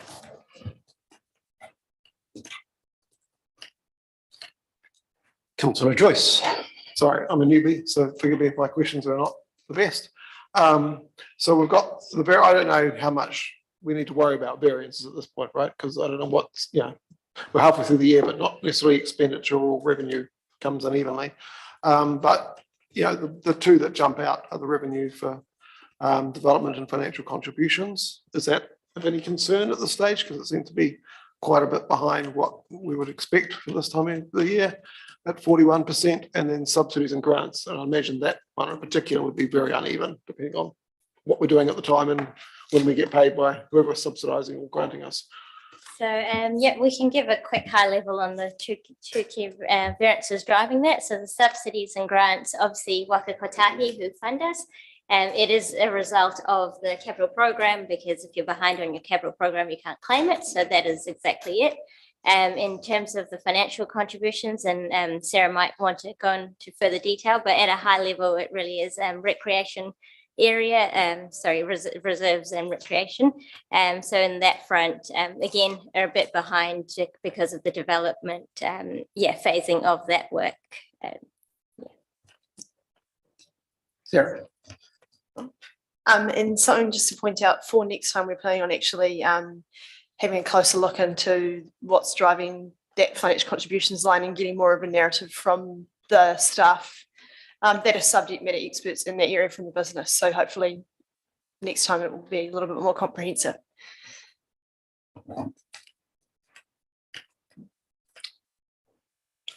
I had a question on page 155 with the stacked graphs there. Firstly, I don't think it's a particularly wonderful way to supply the information without a sort of net result line going through. So you don't have to estimate what the top line is, what the bottom line is, and do the maths in between. And also because of the scale of the various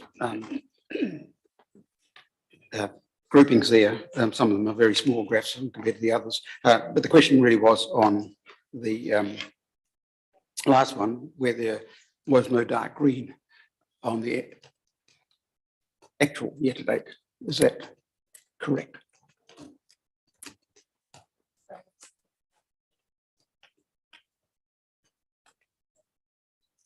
For the So are you looking at general green rates collected? So what we've done there, and once again, we can always change this depending on what you want to see. So the top part of that green line is the rates income that we've collected for the year. And then the dark green line on the bottom is just showing you how we allocate out those rates that have been collected out to the business. Does that answer your question? But there's no dark green under the first. Oh, that's a good point. We'll look into that. Thanks. All right. Any other questions, Councillor Joyce? One other piece of feedback, just page 153 is sideways, which makes it extremely hard to read on a screen. There's a little button on Stella which rotates the Okay. page very conveniently for you. I'll learn The, that. Okay. The one second from the left at the top bar. If you tap that, and then it'll rotate the page for you, and then you put it back again. But then it turns all the other pages sideways. Well, I just think it'd just be better if it was just, particularly anybody reading on the website don't have stellar controls. So let's just keep it in one direction, perhaps. Small thing.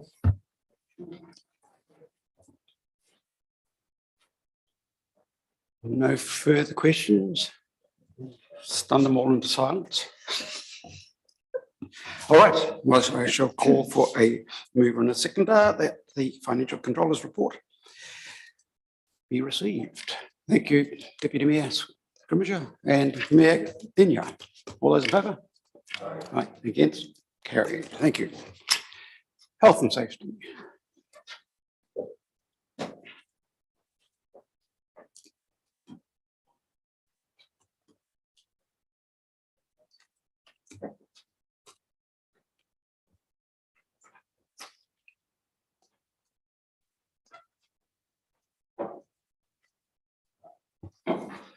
Kia ora. My name's Darren and I head up the people team. I just wanted to introduce you today to Clint Boyle, who's their new health safety and wellbeing lead. He joins us having 15 years experience from the private sector, experience in areas of facility management, a lot of work in the property services, and also through labour hire as well, where he worked across multiple organisations and has actual local government experience within that sector as well. So Clint was the author of this report for the first time coming up to council. So I'll hand it over to him to field any questions and talk about the direction for the health and safety team. Thank you very much. Kia ora, everybody. Nice to be here. So just quickly on the report, I assume everybody's read the report. There is a lot of historic data from the back end from the second half of last year. There are some identifiable trends there, particularly when we look at our community-facing staff in the library sector with some abusive/threatening behaviour, not uncommon in those areas. We are getting significantly good reporting through that area, which is why we may have seen a spike in that particular point. But there is one of our critical risks for our business, that we do have people in community-facing environments, and from that there is a risk that comes with that as well. And so just moving forward from what I've been doing since I started in December, there's been a real focus for me to understand how councils work, not having come from a local government sector, to understand the workings, understand how we subsequently manage safety and how we do safety in our business, and then working with our teams to understand from a field perspective what our employees and our people actually believe about safety, how we manage it. At the moment, we have a survey out for our people to understand a whole range of safety and wellbeing initiatives and where they believe safety fits. And from that, the intent is to create a strategy. You'll see on the last page of the report, the strategy and hazard and risk management framework is a key part of where we're going to move to in 2023. And that will be driven from our employees, from our people, to understand where they believe the gaps to be. And then obviously, as we as a business, where we want to head forward to. So it's a reasonably exciting time, I think, for the council. The aim and my goal is to be industry leading in how we manage and do safety in our world. And I think there's a really good opportunity for us to leverage off some good innovation, but particularly work with the business to try and understand our hazard and risk better and try and have some really proactive measures to push that forward. So if there's any questions about the report or where we're looking to take it, feel free to. Councillor Marina-Benj. I note the issue of mental health. What sort of supports have you got in place? Is there enough out there for you to use to help? So mental health is a huge one. Obviously, it's very topical at the moment, having come off COVID, and as we're facing the economic situation at the minute. We do have the EAP provider, which we're myself and another colleague are looking to review the provider because we believe there potentially is some other additional sources we could use. And then we're actually including a wellbeing and mental health and wellbeing strategy that's in creation on its own. It will stand aside from the health and safety strategy because it needs its own focus. So from that, there will be some improvements in what we can support. Is the support available locally? My understanding is that it would be. I think we just need to tap into some different areas. Is there any particular area where the mental health has been challenged? I can understand it now, but obviously it was there before anyway. Yeah, I mean, the workload has come up a couple of times, the workload, support from management, these sorts of things. However, that's an ongoing focus for the business and part of the broader strategy around it. And I just want to add something to that. I have been thinking about this space quite a lot, Margaret, and I think there's actually a really interesting thing that we've got going on, or concerning in some respects. We talked about Te Puke Library, and we do have issues out there with some of our customers. I think in local government, to a degree, we've normalised bad behaviour, and I think through that we have underestimated the impact that it has on staff. There's a lot of really bad behaviour that goes on towards our staff, and we've accepted it as our normal.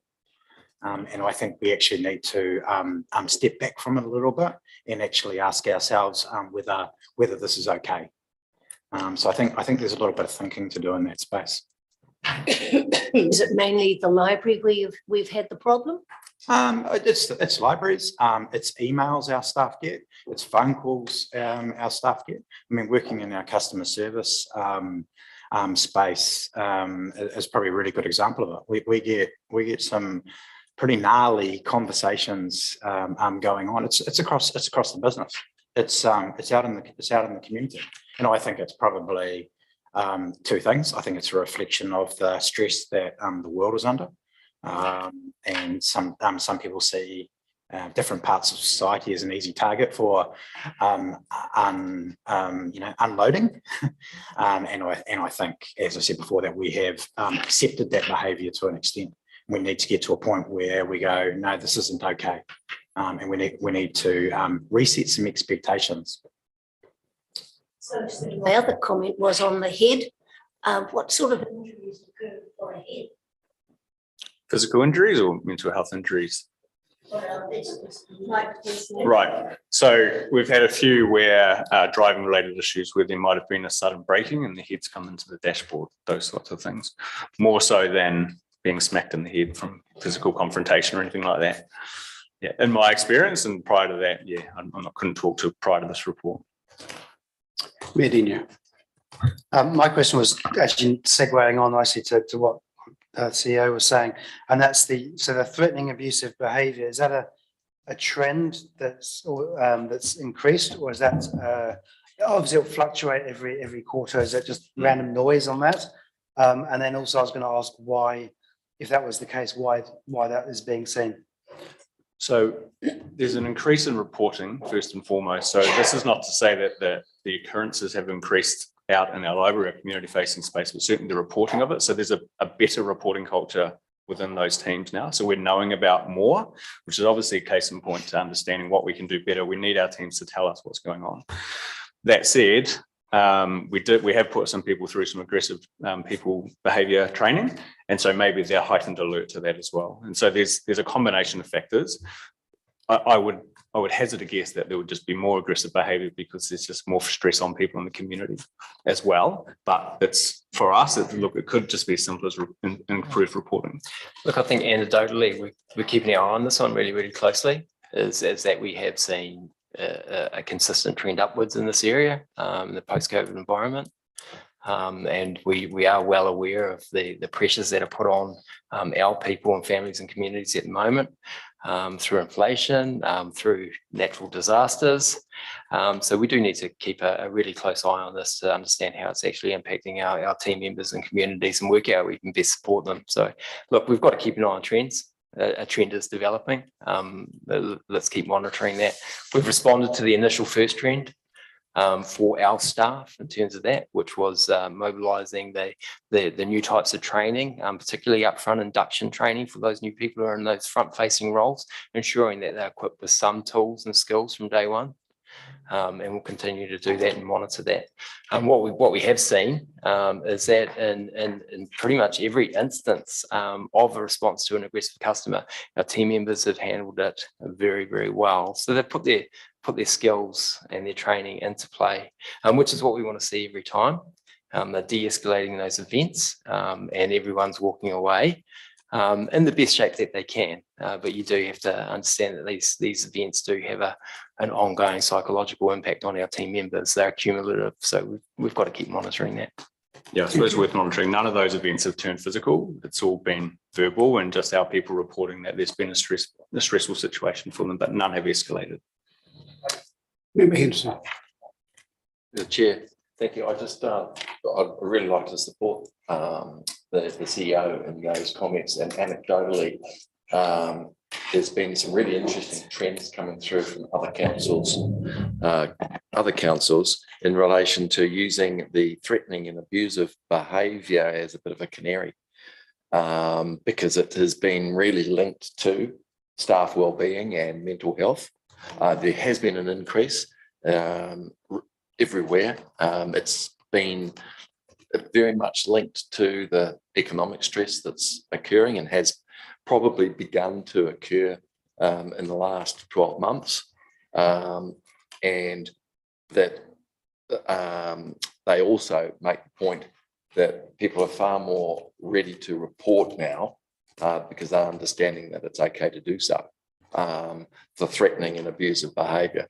But it's incredible that some of the studies that have been starting to come through, some of the trends from other councils, is that it's sometimes at the heart of what is making your public-facing staff have a bad day.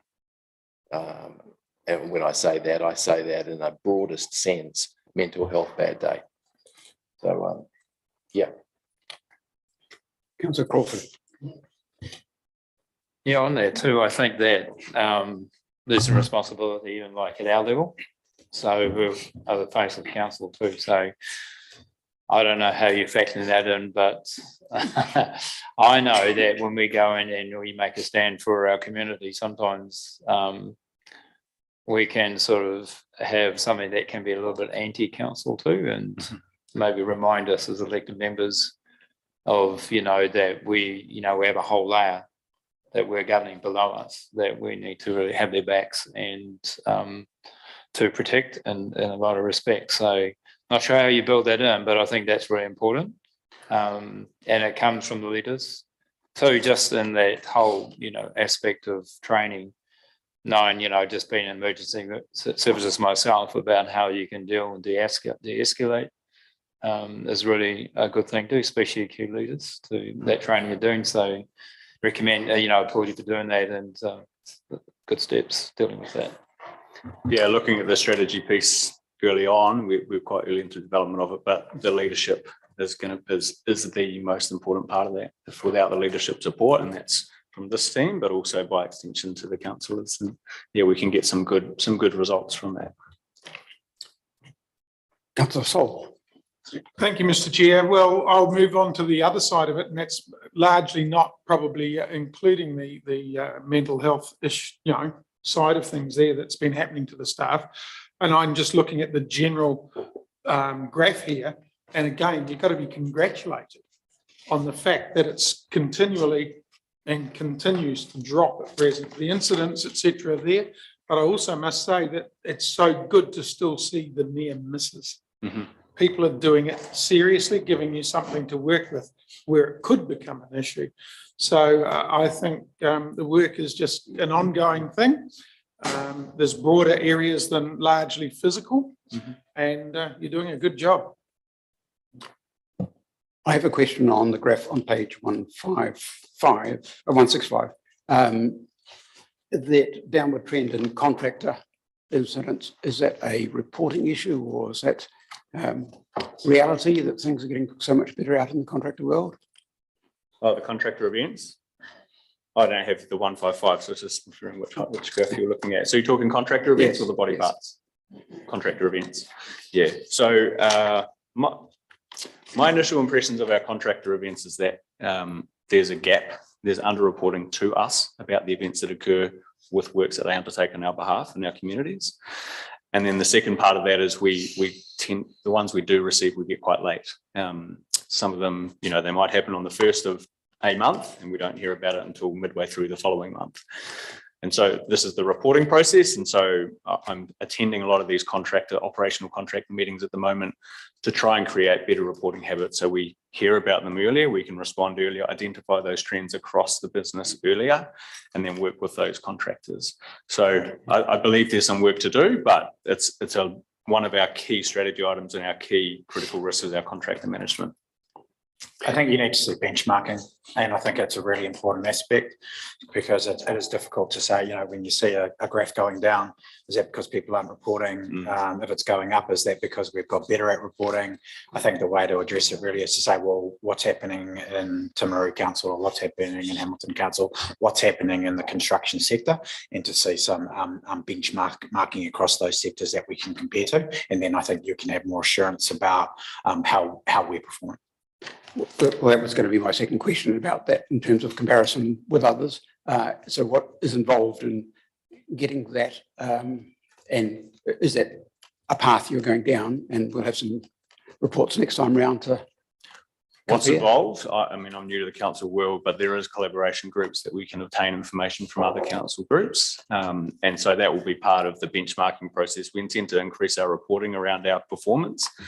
And the benchmarking is a key component to that, given it's a unique in industry and it's not easily attainable publicly, but there is methods to obtain it. Okay, thank you. Councillor Sol. Would that, sir, not also lead to a bit of an issue about apples with apples? At times you would be struggling as to how one organisation measures something as to how we do, or are there some tools now that are standardised across that industry? Look, a lot of the lag indicators, your frequency rates, which is part of the report, they can be put across all industries and all companies. The problem with lag indicators is that they're exactly that, they're looking backwards. The lead indicators will depend on how a business or organisation defines those lead indicators and pushes and promotes. So you did right, apples with apples is a part of it. However, if we talk about near misses, a near miss at one is going to be pretty similar to a near miss at another. So there'll be definitely some comparisons that we can make with other councils. Councillor Murray Bench. We haven't yet had a real catastrophe here within the bay, like they're having down in Hawke's Bay. But for our staff, when they're out and about, and can they tell, are they encouraged at any stage to get help, seek help for people who are suffering with mental stress? For the public, you mean, or just Yes, our own yes. colleagues? No, when you're working, when our staff are working with people out in the community and they can tell that that person is under terrible stress, do they refer them to a doctor or anything? I mean, as a oh, you go. Yes, they do. It's part of the whole structure within the EOC. So when that's set up, there is a work stream which is all about the safety of the community and the psychosocial elements that we need to do to support them. And that's why you see within these responses to disasters and emergency, other key players coming in to support that response. And those organisations provide that support as well. So it is all connected. It's very well responded to. And likewise, we do have to keep a good eye on our team members too, because they jump into action. And they want to help, and some of them help, and they continue to help through the weekends and long nights and those sorts of things too. So we have to monitor that as well. I've mentioned the strategy piece a lot because that's the foundation of where we're going to springboard from. In my understanding, I've run this with SLT, but the safety leadership component across everyone, not just our leaders, everyone becomes a safety leader in the organisation. It's a key factor, and you need to empower people to recognise these things, but then empower to act on them as well. Councillor Crawford. Oh, sorry, Hogshead. Keeps happening. Just for the existing or the people that were already sitting members that got re-elected, has there ever been or have there been instances of the public abusing councillors? Aggressive. I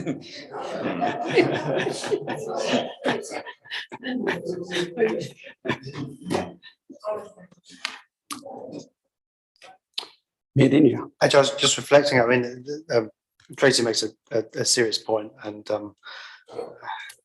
perhaps you shouldn't make light of it. But I'm just wondering, in terms of council's reporting, is it appropriate that we as elected members feed into these stats, or is that a different process for us? Not something I've considered. I don't know whether John has. Let's consider it. We consider it. Yeah. I would. My initial impression is if you're doing council work, is that we should absolutely be reporting on that. I actually thought you were going to ask about extending some of the training that we provide to staff about de-escalation and looking after yourself. And of course, that's something that we should really look at, right? Yeah.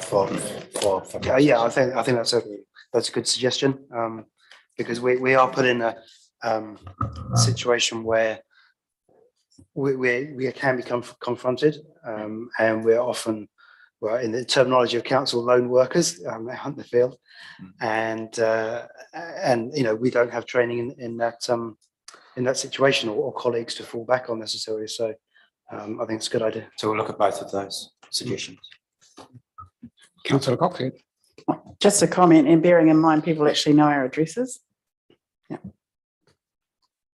Yes, we do.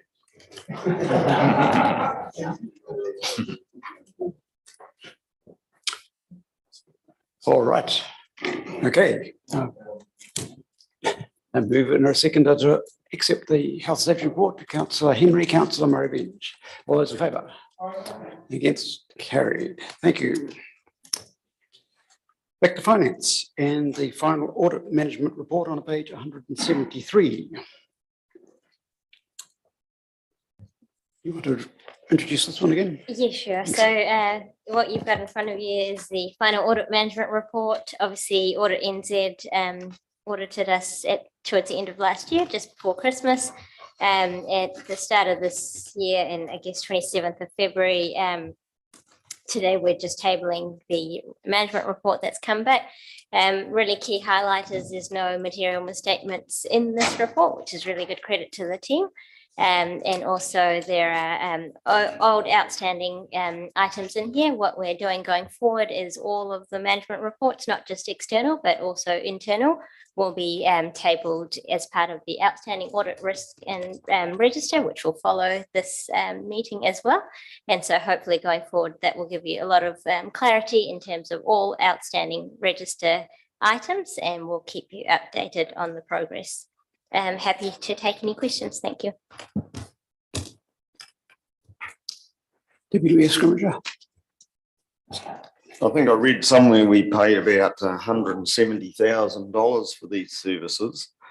And bearing how really late the report was last year, is there any likelihood that we're going to have this attended to in due time in future? I can't comment on behalf of Audit NZ. However, what I can say is we have reached out to them in terms of this year's interim audit, as well as the official dates for obviously the final audit. At this stage, they're very confident they will still be coming in, and we're waiting for official confirmation. So that's as much information we have at present.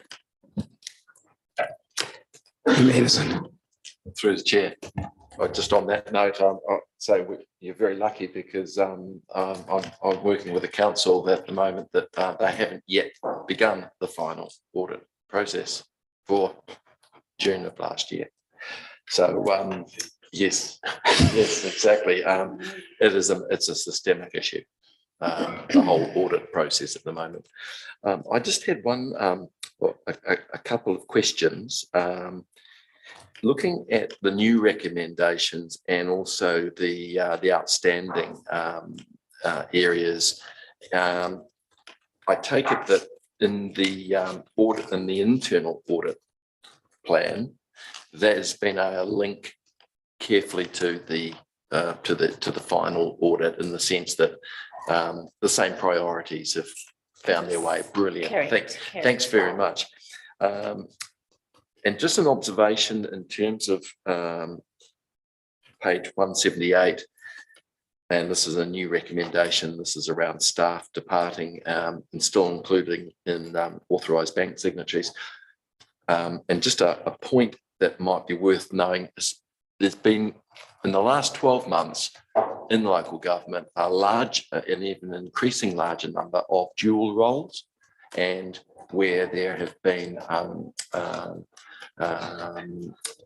roles that have been temporarily taken on board within senior management, and it sometimes gives rise to things like privacy settings. The kind of information that a person at management level can see, and often they get missed.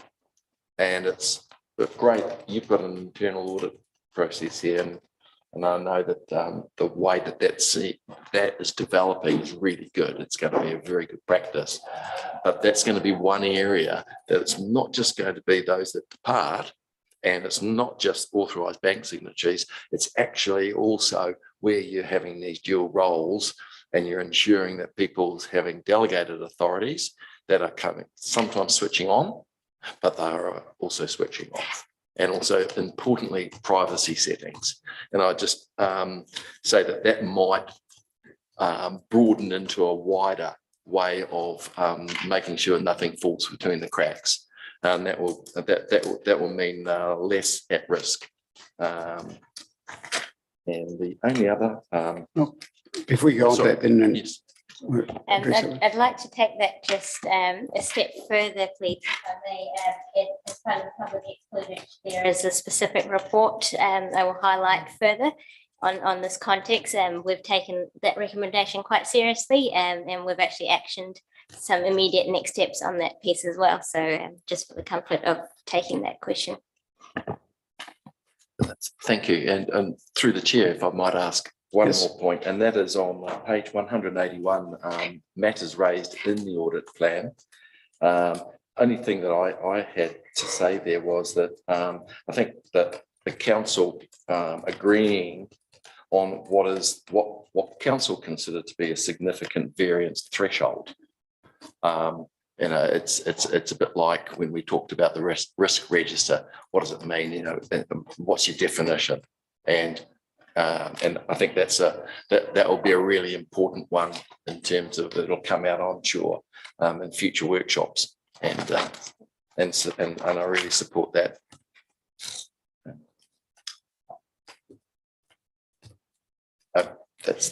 That's covered me. Thank you.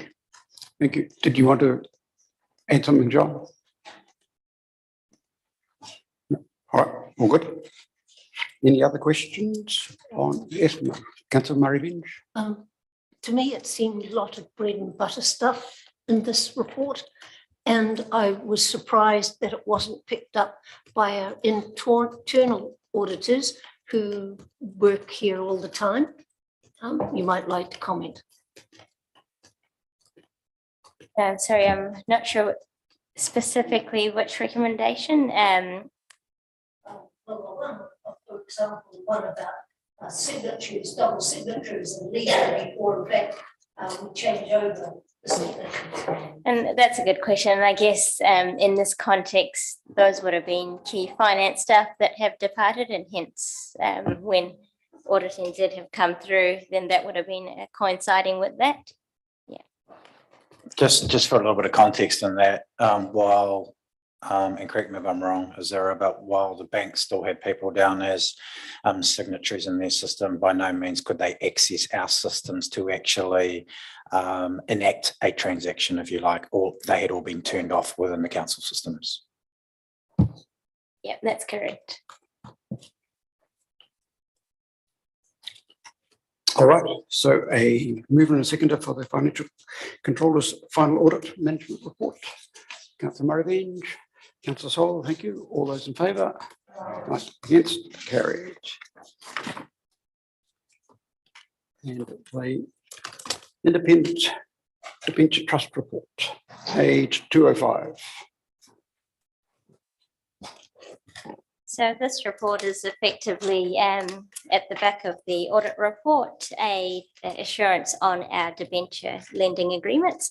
As you are aware, majority of it is from our GFA, and so all of our transactions are with them. Computershare act on behalf of them, so effectively they're the ones that do the transactions on behalf of, I guess it's a sort of a three-way process. What this does is it looks at all of the records that Computershare hold versus what we actually do engage them for. So in between, there is this assurance that gets taken place. It is a limited assurance, and we just want to highlight that. It doesn't go through everything. So Audit NZ go to Computershare for the limited assurance in terms of giving this report. So yeah, so just to say that there were no issues in this report, and for it to be noted. Thank you. Member Henderson. Apologies. It might be a very dumb question, but it probably is. I'm looking at the security stock, and I absolutely get what security stock is, and understand the security stock that would be with all the debt funding that you do through LGFA, 70 million in there. The security stock, though, of 133, I mean, it's a very big total, 213, given that the biggest part of it is to do with debt. It's also to do with the banks when they provide you with committed facilities. They will look for security stock for those facilities. And the banks also require security stock for when you're doing swaps. But that's usually not the same amount as the swaps themselves. It's usually a component of the risk. I was just wondering why we have so much outstanding stock, security stock, in particular the 133 million, and what it's for.